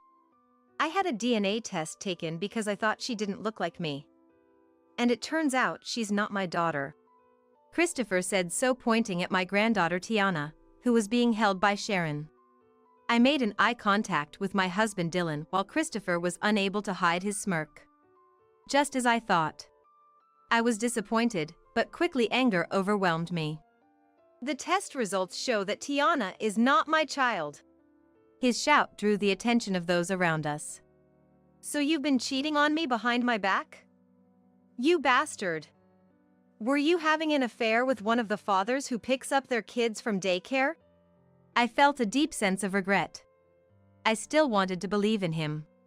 A woman like this can't be trusted at all. Divorce. I want a divorce. Sharon seemed unable to comprehend Christopher's sudden change. She just froze and couldn't move. Sensing something amiss, Tiana, held by Sharon, started crying. Tiana's cries echoed throughout the area. After a moment, Sharon, with a look of astonishment, confronted Christopher. What do you mean? Why would you say that all of a sudden I haven't cheated? Christopher answered with a smug look.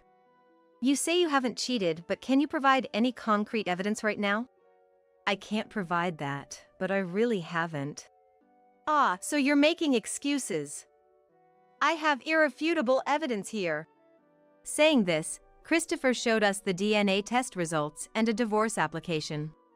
The test results indicated that there was no proof of a parent-child relationship between Christopher and Tiana. Half of the divorce application was already filled out. He had prepared all this. Sharon, faced with this evidence, couldn't say anything, her face on the verge of tears.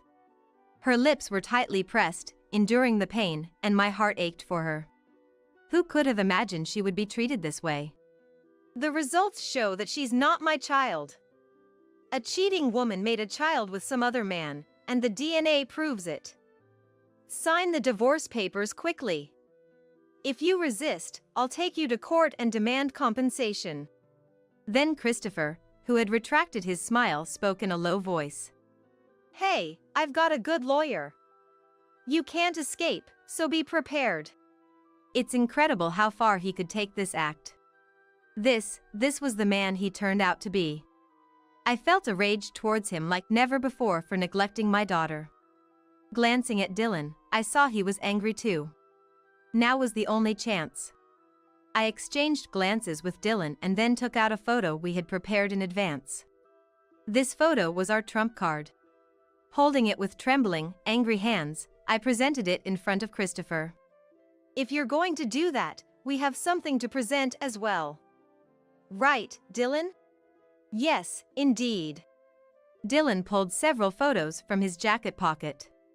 They were photos of Christopher's infidelity, obtained by hiring a private investigator. Each photo was decisive evidence, but we had prepared multiple. It's necessary to confront him thoroughly with irrefutable evidence. How come these are here? What's this? In each of the several photos, Christopher was clearly visible. There were pictures of him walking arm in arm with an unknown woman, entering a hotel with a woman, and kissing a woman on the street, among others. Since the day Dylan confirmed Christopher's suspicious behavior, we had been investigating his actions with a detective. The skill of a professional detective is astounding. So, you were regularly meeting another woman, planning to switch from Sharon to her? Who's the one cheating, I wonder? Dylan also started yelling as well. You bastard! Trampling on Sharon's feelings. Christopher's smile had vanished, replaced by an unmistakable panic. How did you find out? No, wait. This is fake. You made these composite photos to slander me, you liar. Sharon's the one cheating. His voice was low at first, as if reassuring himself, then became accusatory, threatening us. But my anger was beyond control. Dylan, as if echoing my fury, shouted. You're the one who is lying. Are you saying all these photos are fake? Perhaps feeling overwhelmed by Dylan, or realizing his excuses were futile, Christopher suddenly became quiet. Dylan, although sometimes seen as unapproachable, hardly ever raises his voice. I realized for the first time how intimidating he could be when he was truly angry. Dylan took a breath and began talking in a quiet manner. My discomfort wasn't mistaken. You might not have noticed, but I heard everything from the bathroom. Those overly suspicious conversations. Things like "I'll manage the separation smoothly" or "help me forge the DNA report." I didn't intend to listen, but such conversations are obviously strange. You've been deceiving and hurting our daughters all this time. Dylan had accidentally overheard Christopher's phone conversation while he was in the bathroom. Dylan had been close to the door without realizing Christopher was there. And then Dylan raised his voice again. We're going to do another DNA test. Science will prove it. The second test should yield the same results, right? You'll take responsibility for what you've said. Don't even think about running away. Christopher's legs wobbled, his nose running, reduced to a pitiable state. Tiana, tired from crying, had fallen asleep. Was he always such a pathetic man? I remembered his sharp, robust appearance when he first came to ask for our daughter's hand in marriage. That man was nowhere to be seen now. At that moment, something snapped inside me. Sharon must have felt the same. Her eyes brimming with tears, she looked at Christopher with a mix of disgust and pity. I rubbed Sharon's back. I wanted to believe in you, if only I could. I sighed heavily, but now that the truth was revealed, Christopher could only apologize. His pride gone, his apologies seemed too late. Then, as Christopher was profusely apologizing, Sharon approached him. With tears in her eyes, she lashed out at him angrily. Don't joke around. It's too late to apologize now. Get out of our sight. You're the worst. Christopher's apology was cut off by the sound of a sharp slap. It felt like a satisfying sound that dispelled the terrible atmosphere. After receiving a powerful slap from Sharon, Christopher collapsed to his knees. He tried to flee but seemed unable to move, his legs giving out. As you wish, we'll part ways. Goodbye forever. Christopher received the stares of everyone around. Urged by Sharon, Dylan and I left the scene. Sharon didn't look back, not even once. According to the detective's investigation, Christopher's affair partner was an ex-girlfriend. The reason they broke up was apparently because he was a part-timer with low income at the time. Back then, Christopher was juggling part-time night shifts at a grocery store and stocking shelves at a supermarket. Later, Christopher joined a TV crew, and during a street interview for a TV program, he happened to meet his ex-girlfriend again. It was a wide show hosted by a celebrity known for his sharp tongue. His ex-girlfriend seemed impressed with Christopher, who had made a place for himself in the entertainment business. By this time, Sharon was already pregnant. Both wanting to rekindle their relationship, the ex-girlfriend was quite cooperative with this plan. Such a hopeless situation, I thought. Now that I knew the whole truth, my anger was replaced more with disappointment. On the way home, none of us spoke a word. If even we, as parents, were deeply hurt, Sharon's emotional wounds must be immeasurable. In the heavy silence, Dylan broke the ice. Hey. You should just rest for now. I'll take care of all the tedious things like the compensation claim and other procedures with Violet. Sharon just nodded silently. I also spoke to Sharon. Your life is still ahead of you.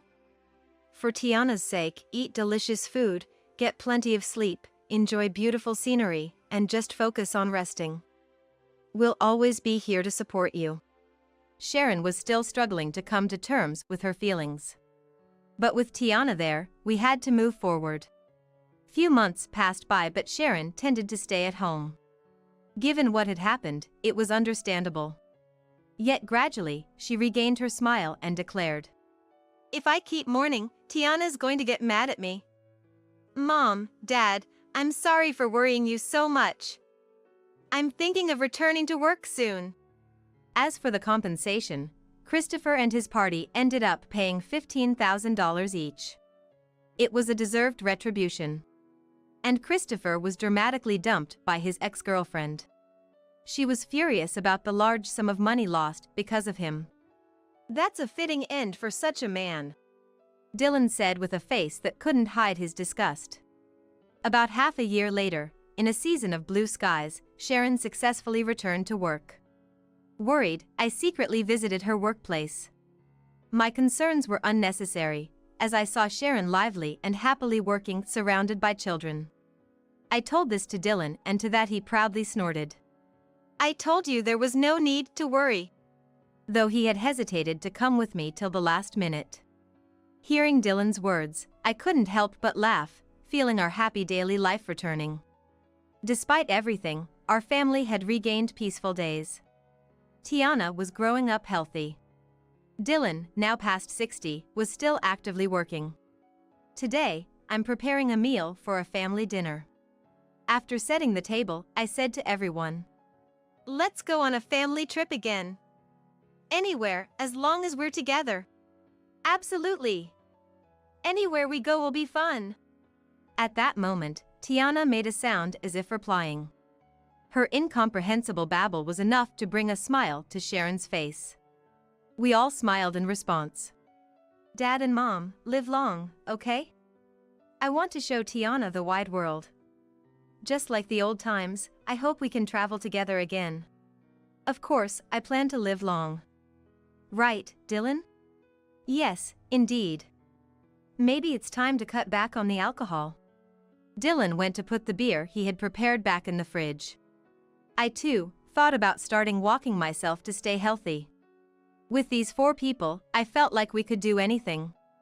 I want to continue spending my days in this house, unchanged. Because I know there is certain happiness here. But Catherine has her own room. It's been 6 months since I started living with Catherine, my step-granddaughter. I often saw Catherine doing her homework in the bathroom. Feeling a distance between us, our daily conversations were scarce, and I spent many days troubled. Even asking daughter-in-law Ava, I was curtly told it's because the bathroom helps her concentrate, leaving me puzzled. With my son, Taylor, and the others frequently abroad for work, they were hardly ever home. It's practically just Catherine and me living together. Wanting to get closer to Catherine, I started off with safe conversations. "Is school fun?" "It's okay." "Which class do you like best?" "They're all the same." Her monotone responses left me at a loss for what to ask next. It was unusual for conversation to falter to this extent, even considering her shy nature. Just as I began to feel anxious about our lack of closeness, Taylor and the others were away on what seemed like their umpteenth business trip of the year. It was as if she was waiting for us to be alone. Catherine looked me in the eyes, almost pleadingly, and began to speak. "Grandma, can I talk to you for a sec?" "What's wrong?" "Actually." Catherine, suggesting it's faster to show than tell, took my hand and led me to Ava's room. Upon entering, she opened one of the many piled-up cardboard boxes to show me something. This winter was feeling particularly cold. On my way home from shopping, carrying bags, I walked slowly, shivering from the cold. Perhaps it's because it's nearly Christmas, but the streets are busier and filled with smiling faces. I feel lonely. This year, at 64, I, Harper, recently lost my beloved husband Martin in an accident, feeling an overwhelming loneliness. Until last year, I enjoyed Christmas with Martin, laughing like everyone passing by, but now I'm alone. Even though I didn't buy much, the bags felt unusually heavy, and I hurried home. "I'm home. Oh yeah, I forgot. There's no one here." My words disappeared into the air. Mechanically, I stored the groceries I had bought. Suddenly, I realized that I hadn't cooked much since Martin's passing. "Maybe I'll make beef stew today." Muttering to myself, the house phone rang. I rushed to pick it up. "Hello?" "Hey, it's Taylor." The caller was my only son, Taylor. "Your dad's funeral is over." Of course, I had informed Taylor about Martin's passing, but he had said he couldn't make it due to work. "I was going to come home, but the weather turned bad, and my flight got cancelled." Sensing an excuse, I intuitively felt Taylor had something to consult. So, what's up today? Can I come back home? The idea of Taylor returning home after becoming an adult surprised me a bit. Feeling more secure with my son than living alone, I was about to express my consent when Taylor surprised me further. Actually, I got married while on a business trip. What? Taking a deep breath, Taylor quickly spilled the beans. The thing is, she has a kid. Still in elementary school and needs constant attention, but since my wife is busy with work and often abroad, I was wondering if you could help us out. I've always loved children, so despite the surprise, the news of having a granddaughter made me genuinely happy. My wife's name is Ava, and the child is Catherine. Ava's in sales, always bustling about abroad. To me, a housewife, a woman in sales and traveling the world seemed quite impressive. What's Catherine like? She's in the 2nd grade, very serious and a good kid. So, when will you move in? Really? You're okay with it? Taylor sounded surprised, as if my approval was unexpected. Of course. I'd be happy if it becomes livelier. Thanks, that really helps. Though Taylor hastily hung up, I felt relieved knowing I wouldn't have to feel lonely from next month. As I busied myself with cleaning the house and buying what was needed, time flew by, and before I knew it, the day Taylor and his family were supposed to return was upon us. I tried calling Taylor to ask various things about preparing a room for my granddaughter, but couldn't reach him. Since that call from Taylor, there had been no contact at all. Despite feeling anxious, the day they were said to arrive finally came. Not knowing what time they would come back, I felt restless all day. Just as I had finished tidying up every corner of the house, the doorbell rang. At the door, Taylor and his family were lined up. Welcome. As I opened the door, I locked eyes with Taylor, who awkwardly scratched his cheek. I was worried because you wouldn't answer my calls, no matter how many times I tried. Sorry, I've been busy. From now on, since we'll be living together, it's important to keep in touch even if you're busy. Got it. With that, Taylor turned towards the beautiful woman and the quiet child standing next to him. Let me introduce them. This is my wife Ava and my daughter Catherine. Nice to meet both of you. I've been looking forward to living together. Nice to meet you. Thanks for having us. Ava, stunning enough to catch even a woman's eye, spoke with a voice as clear as a news reporter. Nice to meet you, Harper. I look forward to getting to know you. Ava seemed lively, a contrast to Catherine, who was quiet. However, she greeted me properly, a serious child just as Taylor had described. Just call me Grandma. After showing them their rooms, a moving truck arrived shortly after. As the movers unloaded box after box, most were taken into Ava's room. I offered to help with the overwhelming amount of boxes, but was declined because they felt bad for moving in without contacting me. I decided it was best not to intrude too much on their privacy. After all the boxes were moved, the movers left.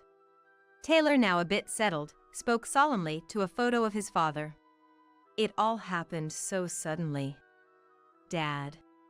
I heard a truck ran a red light and was about to hit a child. He died trying to save the kid. Sounds like Dad. Yes, and the child was saved. The parents were very grateful. As a father, I need to take good care of Catherine too. Despite his busy work, Taylor seemed concerned about not spending enough time with Catherine. While we were talking, Catherine, who had finished unpacking, stood quietly in a corner of the living room. Taylor then left to finish unpacking. Catherine, are you hungry? No, I'm fine. Catherine's mature response made me think she was shy. How about having some tea with me, Catherine? Thank you. It might take some time to get closer to Catherine. As I prepared the tea, I tried to find a way to bond. What do you like, Catherine? Nothing in particular. Any food you like, anything at all? Nothing. I was taken aback by Catherine's reluctance to engage in a conversation. Just as I was struggling to find a topic, Taylor, who seemed to have finished unpacking quickly, returned to the living room. Since I'm always abroad, I don't have much stuff, so it was quick. Laughing, Taylor's words made me imagine how busy his life must have been. Good work. I'm about to start dinner, but does anyone have any dietary restrictions? We can eat anything. At Taylor's words, Catherine also silently nodded. Understood. I decided to make beef stew for dinner. And as it simmered, Ava walked into the living room. It smells wonderful. Thank you. I just finished making beef stew.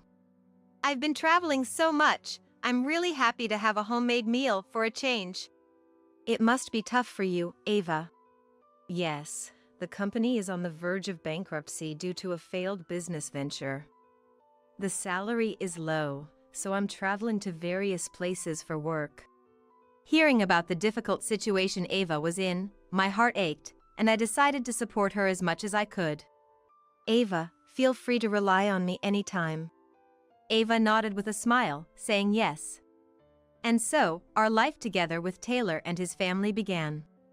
However, Ava and Taylor were away from home more than I expected, and I couldn't help but think Catherine must feel quite lonely in this situation. Though there's no blood relation, I sympathize with Catherine's situation. And have to take care of her while being careful not to overstep. After 6 months of cautiously navigating our relationship, I noticed Catherine often studying in the bathroom. But Catherine has her own room. Today, as she came out of the bathroom with her study materials, I immediately asked her, Catherine, why do you study in the bathroom? Isn't your room more spacious? But she didn't answer, just hung her head in silence. You can tell me anything, you know? I said gently, looking into her eyes, but Catherine just clenched her mouth shut and shook her head. Let me know when you're ready to talk. Eventually, she didn't say anything and quickly went back to her room. I should ask Ava when she comes back today. Since we started living together, Taylor has been good about keeping in touch. I received a message that Taylor would be back next week, and Ava was returning today. As the message said, Ava came home that evening. I'm home. Welcome back. Ava entered the house, carrying a large suitcase. This time, work went well. She seemed in a good mood, singing a trendy song while unpacking. I admired how capable she seemed as I waited for her to settle down. While I was in the kitchen, Ava came to get a drink, and I immediately asked her about Catherine. Ava, I've noticed Catherine often studies in the bathroom. Do you know why? I asked Catherine about it before, and it seems like she can concentrate better in the bathroom. Is that so? Maybe she likes small spaces. The bathroom is the quietest place, where it's hard to hear outside noises. So, don't worry about it. Indeed, the bathroom is quiet and kept clean, which might make it an easy place to concentrate. Though I was skeptical, I decided not to pry further. The next night, Ava said she was going on another business trip and left the house. Both of them are hardly ever home. It's practically just Catherine and me living together. Wanting to get closer to Catherine, I started off with safe conversations. Is school fun? It's okay. Which class do you like best? They're all the same. Her monotone answers left me at a loss for what to ask next. It was unusual for conversation to not flow, even considering her shy nature. Thinking it might be best to avoid school topics, I changed my approach. What do you do on your days off? Homework. Catherine's expression remained dark, her tone stiff. Feeling like pressing further might make her dislike me, I dropped my shoulders. You're working hard, that's admirable. I'll get dinner ready, so take it easy. At my words, she seemed a bit relieved, nodded, and went back to her room. What to do? As I headed towards the shower, pondering, I glanced at the bathroom and noticed the door was locked. Was she holding it in? If that was the case, Catherine's aloof behavior made sense. I decided to try talking to her again when the timing felt right. From the next day, I started speaking to her more, observing her mood, and even took her shopping with me on weekends. Today they have a special on meat. How about pork sauté for lunch? Yes. Do you like pork sauté, Catherine? Yes. Catherine's demeanor was unchanged, but I was beginning to read her expressions a bit more. She had tensed up a bit when I mentioned pork sauté. But I also want to eat hamburger. Maybe we should do hamburger instead. Yes. This time, it seemed I had guessed right, and Catherine nodded with a lively voice. Then, one day, as I felt we were gradually getting closer through these subtle exchanges, we received a phone call at home. Hello? This is Walker, Catherine's homeroom teacher. Are you a family member of Catherine? Yes. I'm Catherine's grandmother. It was my first time receiving a call from the elementary school, so I was anxious. Catherine has developed a high fever and has been unwell, and unfortunately, our school nurse is not available. What? I'll come to the school right away. Interrupting the teacher, I hurriedly got ready and rushed out of the house. Upon arriving at the school and being led to the nurse's office, I rushed to Catherine's side. Catherine? It's Grandma. Do you recognize me? My granddaughter looked at me with moist eyes, breathing heavily in discomfort. Grandma. You don't have to force yourself. I'm here so you can relax. I wiped Catherine's sweat with the towel I had brought. You're sweating a lot. Do you think you can drink some water? After inserting a straw into a bottle of sports drink, I watched her condition. Grandma. I'm thirsty. Catherine, who usually speaks formally, was talking like a normal child, clearly feeling under the weather. Even though she spoke in fits and starts, I firmly thought to myself that I would definitely help her. I supported Catherine's head as she tried to sit up slightly and held the straw to her lips. After taking small sips of the sports drink, Catherine managed to drink half the bottle and then lay back down on the bed. I'm sorry. Don't apologize, Catherine. It's natural to take care of you when you're suffering like this. I stroked her head and smiled gently. After a while of looking uncomfortable, Catherine gradually stabilized as I continued to care for her earnestly. Just then, the homeroom teacher, Mr. Walker, came to check on us, so I asked him to arrange a taxi. Soon after receiving word that the taxi had arrived, I supported Catherine carefully as we made our way home. Catherine, are you okay? I kept speaking to her, matching her pace as we slowly entered the house. Her room was on the second floor. Considering the difficulty of climbing stairs, I decided to let her rest on a sofa on the first floor, covered with a blanket. I continued to take care of Catherine tirelessly, making oatmeal, wiping her face with a wet towel. Grandma, thank you. It's all right. I'm always here with you, so rest easy. When the fever began to subside, Taylor came home. Catherine, are you okay? Welcome back. She's settled down and sleeping now. I'm relieved. I came back as soon as I got the message from you, but it looks like I left everything to you at a tough time. It's okay. This is exactly why I'm here for. Taylor, looking relieved, spread out the cold medicine and sports drink he had bought for Catherine on the table. By the way, where's Ava? That's the thing. I haven't heard from her. It seems she's far away this time. Maybe there's bad reception. She's on a business trip again? Sounds like she has it tougher than me. I'm worried about Ava, too. I had some suspicions about Ava's absence and how I couldn't get hold of her. Though it bothered me, Catherine was my priority. A few days later, when Ava suddenly returned home, Catherine's health had fully recovered. Unlike the deepening bond between Catherine and me, Ava showed no signs of concern for Catherine. Ava, I want to talk to you about Catherine. I'm sorry. I was suddenly called into work. Can we talk another time? I'm worried about Catherine. While you were away, she studied in the bathroom through hot and cold days. That's not normal. She just finds the bathroom comfortable. Please don't worry about it. Without air conditioning or heating, she's cooped up in there. She must not mind it if she can concentrate on her studies. I have to go now. What she blurted out was a remark I couldn't believe coming from a parent, and I felt a chill down my spine. Ava slipped past me, who was stunned, and left the house. A few days later, with Taylor and Ava gone on yet another overseas business trip, it was just Catherine and me. "Grandma, can I talk to you?" It was as if she was waiting for us to be alone. Catherine looked me in the eyes, almost pleadingly, and began to speak. "What's wrong?" "It's better if I show you," she said, pulling me by the hand towards Ava's room. Entering the room, she opened one of the many piled-up cardboard boxes and showed me something. "What's this?" "I know, Mom is having an affair." "What?" "These are souvenirs Mom bought to cover up her affair with her lover on their trips." I was shocked by her words. But the surprises didn't stop there.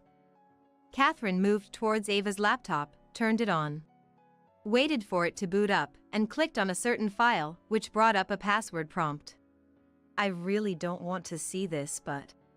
Inside the file were numerous photos of Ava, always with a man by her side. "So many!" The man next to her changed in various photos, many of which showed souvenirs like the ones she had shown me. "This is in Hot Springs, and this one's in Hawaii." The dates on the photos corresponded with the days Ava said she was on business trips. "I needed to do some research once and borrowed Mom's laptop." Catherine, being in elementary, didn't have a mobile phone yet. So when she needed to look up something, she always said she was using Mom's laptop. "I saved my data in a file, but accidentally saved it in the wrong one." Scrolling through the photos, Catherine explained. "When I was searching for my data, this was the only file that was locked." She continued in a somber tone, staring at Ava's smiling face in the photos. "Curious, I tried entering Mom's birthday as the password, and it opened." After closing the file and shutting down the laptop, she took a deep breath. "When I confronted Mom about the affair, she threatened me, saying if Dad and Grandma found out, I'd be thrown out too." What a thing to say to a child! Anger welled up inside me towards Ava. "She said if I pretended not to see the affair, I wouldn't be thrown out, and she'd get me souvenirs to keep quiet." To think she'd try to bribe you with gifts bought to camouflage her affair, unbelievable. "Some were forcibly placed in my room. Seeing them constantly reminded me that Mom was cheating, and I couldn't stand it." As she spoke, tears streamed down Catherine's face. "That's why I didn't want to be in my room and ended up studying in the bathroom instead." "You didn't want to study there, did you?" "It was so hard. I've wanted to tell you and Dad for so long, but Mom strictly warned me not to say anything." Reflecting on it, I realized I rarely saw Ava and Catherine having a good conversation. Seeing Mom made me afraid of adults and unable to trust anyone. "I see. But recently, I felt like I could talk to you." Indeed, since that day, I felt she had started to open up to me. Catherine, looking down, strained her voice out. "I'm sorry for keeping silent. A granddaughter who keeps secrets doesn't deserve to be here. Please, kick me out along with Mom." "There's no way I'd do that." Anger reaching its peak, I made Catherine put her head back up and immediately messaged Taylor. The phone rang shortly after. "Mom, is what you messaged true?" His voice was hurried, conveying his panic. "Yes, Catherine told me, and I saw it myself." "This is an emergency. I'll talk to the company and come back home immediately." Hearing our conversation, Catherine looked anxious. "Don't worry. I will protect you no matter what." "Thank you." Taylor really did come back quickly. Upon his return and after seeing the evidence of Ava's affair, Taylor was furious. It was understandable. "We'll confront Ava as soon as she gets back." I had never seen Taylor this angry before. I nodded at Taylor's words, waiting for Ava to return. A few days later, that day arrived. "Ava, we need to talk." As soon as Ava got home, Taylor opened his mouth. "What is it all of a sudden? I'm tired from just getting back." "Have you been cheating? What are you talking about?" Ava's obviously irritated demeanor made it clear she was playing dumb. Those souvenirs, they're matching ones you got with a man, right? They're matching ones with Catherine. I saw photos of a man holding those souvenirs. What? Did you go through my computer without permission? Ava was desperate to deflect from the truth that was becoming impossible to hide. You locked the files because you didn't want them seen, right? So it was Catherine who told you. How dare she? Ava exploded in anger and lunged at Catherine, but Taylor restrained her just in time. Was Ava always like this? It was as if she was a different person. Let me go! How dare you spill the beans? Taylor held her firmly, restricting her movements, as she spat out insults. You're complicit in this, you'll be thrown out too. Catherine did nothing wrong. I stepped forward to protect my granddaughter. I called your company, and the on the verge of bankruptcy story was a lie, wasn't it? I did nothing wrong. Stop accusing me. Ava stubbornly refused to admit her wrongdoing, but her limits were clear. Your boss said your salary was reduced because you caused problems with men within the company. We'll be seeking compensation from you as well as the men involved in the divorce settlement. Finally, Ava stopped resisting and slumped down. Silence fell over the room. I feel sick because of you all. I'm going to the doctor's later. After exchanging a look with me, Taylor let Ava go. She left the room as if she was drained of all energy. Ava indeed went to see the doctor. Apparently, she had contracted a troublesome disease overseas and needed to focus on treatment. She's paying for her reckless lifestyle. I'll have to inform Ava's company, Taylor said after receiving a call from the hospital and relayed the information to Ava's company. Ava's reputation worsened, and after the disease came to light, she had trouble with the men she had been involved with and ended up resigning. It looks like we can finally settle down. Thank you, Dad. It's what family does. Taylor said so, with his words heavy with resolve. After the turmoil subsided and we started to regain our normal life, Taylor received a call. He frowned immediately and answered. Don't joke with me. We're done. It's your problem now. He hung up abruptly. We might need to change our phone number, he muttered. What happened? It was Ava. She said she's broke because of the compensation and asked for help. How selfish. Exactly. She's getting what she deserves from the men she was involved with. It looks like Ava tried to work in the entertainment district, making use of her beauty. But her illness made it difficult to find work, leading to a life of poverty.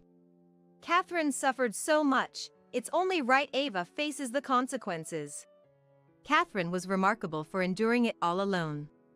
As I reflected, Taylor spoke with determined eyes. I'll do everything so Catherine never has to suffer again. It seemed the ordeal made Taylor want to rebuild his relationship with Catherine, leading him to request a transfer to a domestic role. Spending more time at home, he grew closer to Catherine, strengthening their bond.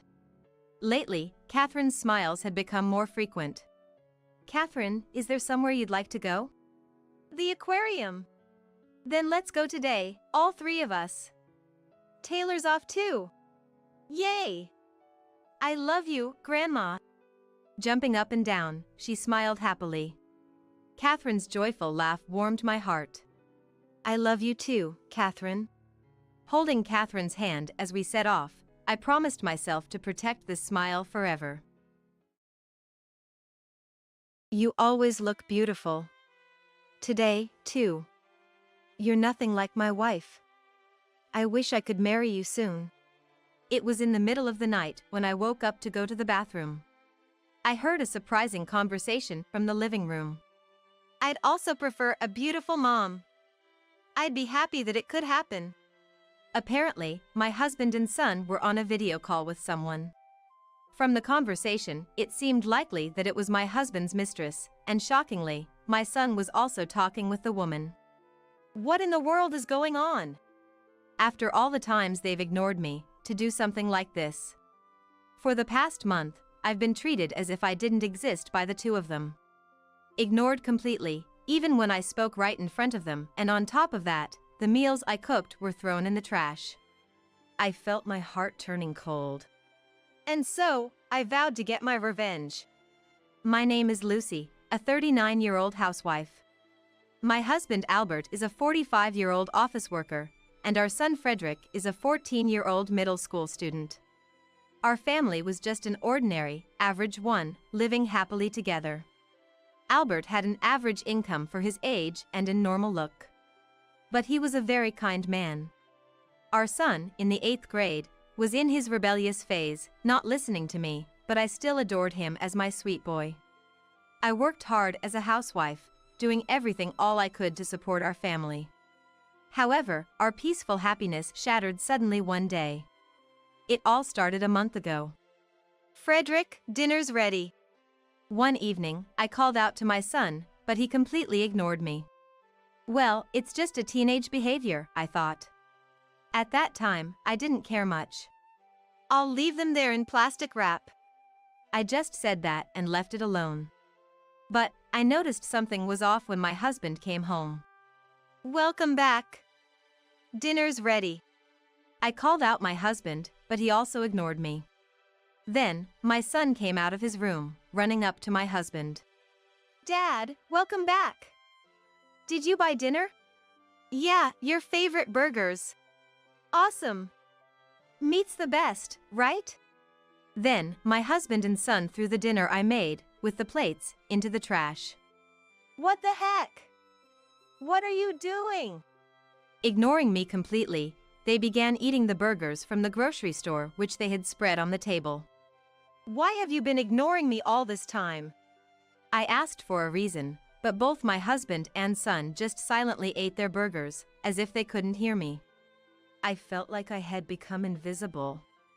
After finishing, they returned to their rooms, leaving the mess behind. Crying, I picked up the plates from the trash can. I ended up throwing away the burger trashes they left behind.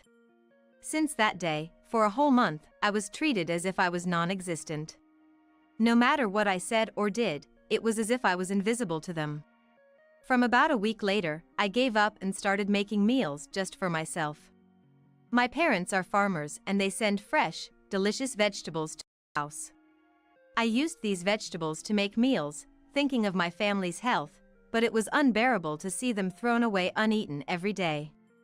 Eventually, even the meals I made for myself got thrown away by them when I wasn't looking. There was even a time when they deliberately crushed the fresh vegetables which my parents sent right in front of me.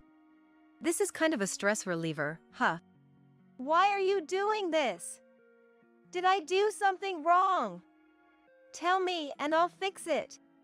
They continued to stomp on the vegetables, laughing mockingly, as if they couldn't see me no matter how much I cried and screamed.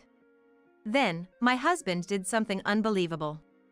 "This one too, no need for it anymore, I'll throw it away. It wouldn't fetch much even if I sold it." He took off his wedding ring from his left ring finger and threw it into the trash can.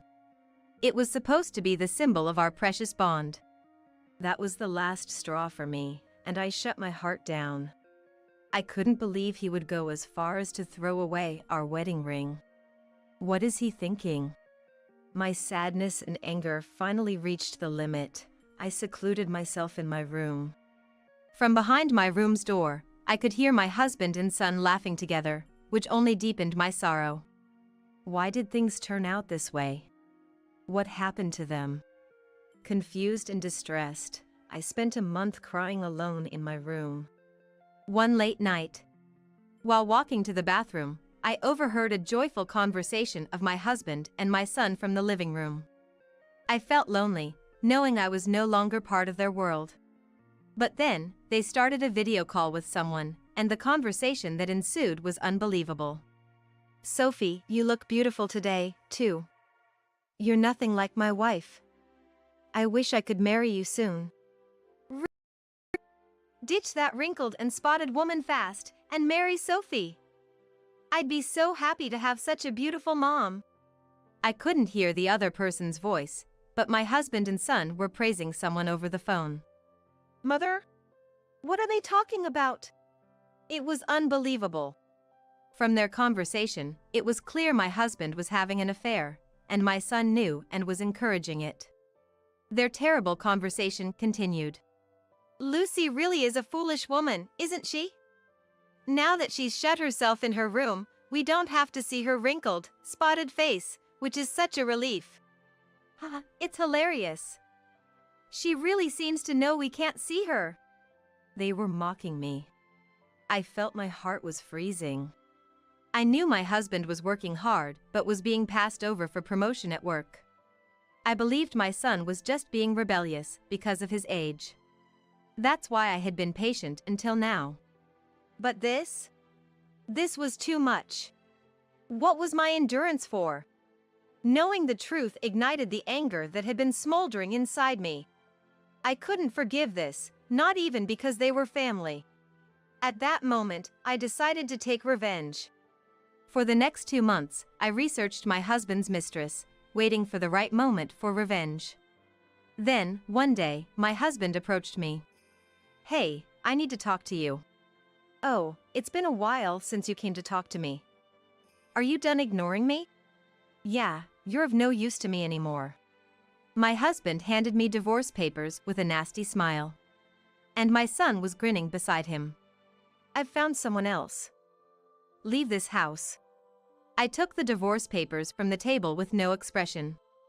Fine, I answered. They were surprised, as if they didn't expect my agreement. Huh? You know things very well. We could have divorced sooner then? I had a feeling it would come to this. I already packed. I'll leave tomorrow morning. Oh, okay. Anything else you want to say? What do you want me to say? Beg you not to throw me away? No, just sign the divorce papers. My husband seemed a bit let down, but I didn't care and signed the papers, returning them to him. They probably didn't expect that things wouldn't go so smoothly.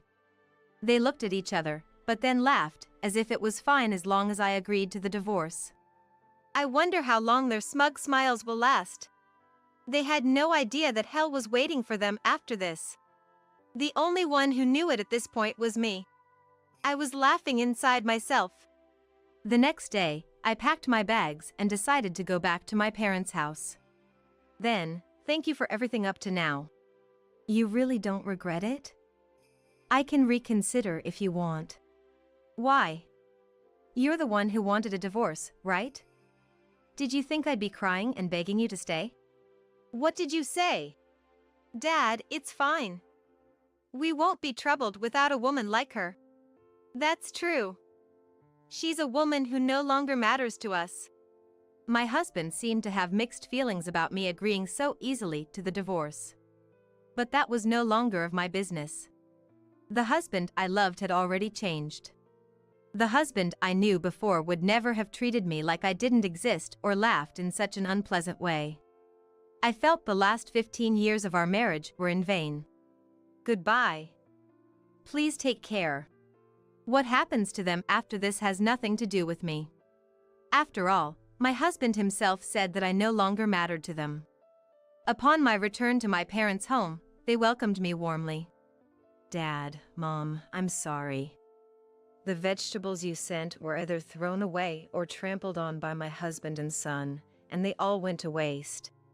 I truly felt sorry for not being able to appreciate my parents' kindness. Wasting food brings punishment. I've seen plenty of people like them suffering. My father was concerned about the scars of my heart. Feeling the warmth of my parents after a long time, I couldn't stop my tears. Meanwhile, the hell for my ex-husband and son was just beginning. Within a week of our divorce and returning to my parents' house, my ex-husband and son came rushing to our doorstep. The moment they saw my face as I opened the door, they started making a scene. Lucy, help us! We were deceived! That's what I told you, Dad. It was suspicious. No, you never said that. You were happy about getting a beautiful mother instead of Lucy. Hearing their ugly quarrel, I managed to keep from laughing and responded calmly. What? You just realized? Shouldn't it have been obvious? You're really foolish. You knew about it? Of course. Sophie, right? There's no way a woman that beautiful would be interested in a man like you. My ex-husband gasped in surprise. Sophie was my husband's mistress. He was quite shocked that I knew what Sophie looked like. Actually, after hearing their conversation in the living room, I sneaked out of my room while they were sleeping and checked my ex-husband's phone, which was charging in the living room. The phone was locked, probably as a precaution, but I knew he used his birthday as the password, so it was easy to open. I was astounded by his lack of security awareness and how he underestimated me, thinking I wouldn't know his birthday. Well, anyways, I opened his text messages and found a lot of exchanges between him and Sophie, like a couple in love. Just thinking about it now makes me nauseous. But Sophie's profile picture was too beautiful to be true. She has exotic features on her face, so beautiful that she could be an idol or a celebrity. No, it was definitely suspicious. There was no reason for such a beautiful woman to be attracted to an average man like him. So, I did an image search with Sophie's photo. Nowadays, you can search the internet using photos, not just keywords. That's when a shocking truth came to light. That's Sophie, she's actually a middle-aged man, just like you. There was a warning posted on the internet about a marriage scam artist. Just to be sure, I asked a police officer friend from my school days, and it turned out to be true. Even a famous manga artist got caught in this kind of scam and lost $750,000. No way! I did a video call with her. It was definitely that beautiful woman. My husband was desperately trying to deny it, seemingly unwilling to believe. My son, too, was dumbfounded, thinking it couldn't be a scam. But suddenly, we couldn't get in touch anymore just as we were about to get married. She ran off with our money. Oh, you donated quite a lot, didn't you? I believed that beautiful woman was going to be my mom. We even talked through video calls. But nowadays, you know, even in video calls, with software, a man can pretend to be a woman. Did you know? These days, gender transformation tools can change one's gender and appearance in calls, making them look like a completely different person. The voice can be easily altered from male to female, and the facial expressions change during the conversation, so it's hard to tell it's fake. It's truly a terrifying era. No way! My Sophie is a middle-aged man? When I saw Sophie's real face on the internet, I laughed so hard at the difference. Horrible, Mom! You knew and still abandoned us? I lost my savings too! Horrible? Have you already forgotten what you have done to me? Listening to them act as if they were the victims, all I could do was shaking my head. Ignoring me as if I didn't exist, not responding when I spoke to you, throwing away the meals I made. At the end, you chose to divorce. You were the ones who went away first. Never call me Mom again. What? You're still mad? I'm sorry, let's make up. We're family, right? We're strangers now. So I don't care. This is the end you chose. Take responsibility for your own choices. When I rejected them, my son begged even more. Don't say that. I'm your son, right? Help me, at least. What? That's not fair, Frederick. Trying to save yourself? It's Dad's fault for being tricked in the first place. There's a good investment, we'll share the profits, how could you not suspect that? You were happy to become rich and handed over all your savings too. I was tired of hearing their endless and unpleasant bickering. Our family was destroyed by a single scam artist. If my ex-husband hadn't cheated, maybe we would still be a happy family now. But it's too late. It's a waste of time, can you leave? As I tried to close the front door, my ex-husband begged me. Wait! Please, let's start over. Your parents are farmers, right? So even if we have no money, we won't starve. Are you saying you want to reconcile with me for food? No, it's not like that. I just... I need you. I know it too late, but forgive me. I won't do it again. His obvious excuses only made me sigh. Such men will surely repeat the same mistakes. I decided to put an end to it. Wasting food brings punishment. I've seen many like you suffering. What are you talking about all of a sudden? It's my parents' teaching. You threw away the vegetables they lovingly grew without even eating them. Understand? I'm angry. I will never forgive you. Don't ever show your face to me again. With that, I closed the door. Wait! Mom, forgive me! They kept making a scene at the front door, causing a neighborhood disturbance, so I called the police to take them away. Later, I heard that my ex-husband lost all his money and was fired for embezzling company funds. My son dropped out of high school and is working, but he can't find a good job. The marriage scam artist was recently arrested, according to the news. He was a middle-aged man, nothing like the beautiful woman, and many men were deceived on social media. As for me, I'm helping out on my parents' farm, living a stress-free and healthy life. I'm soon going to be introduced to a man of my age who's also a farmer in the same area. Next time, I want to build a happy family.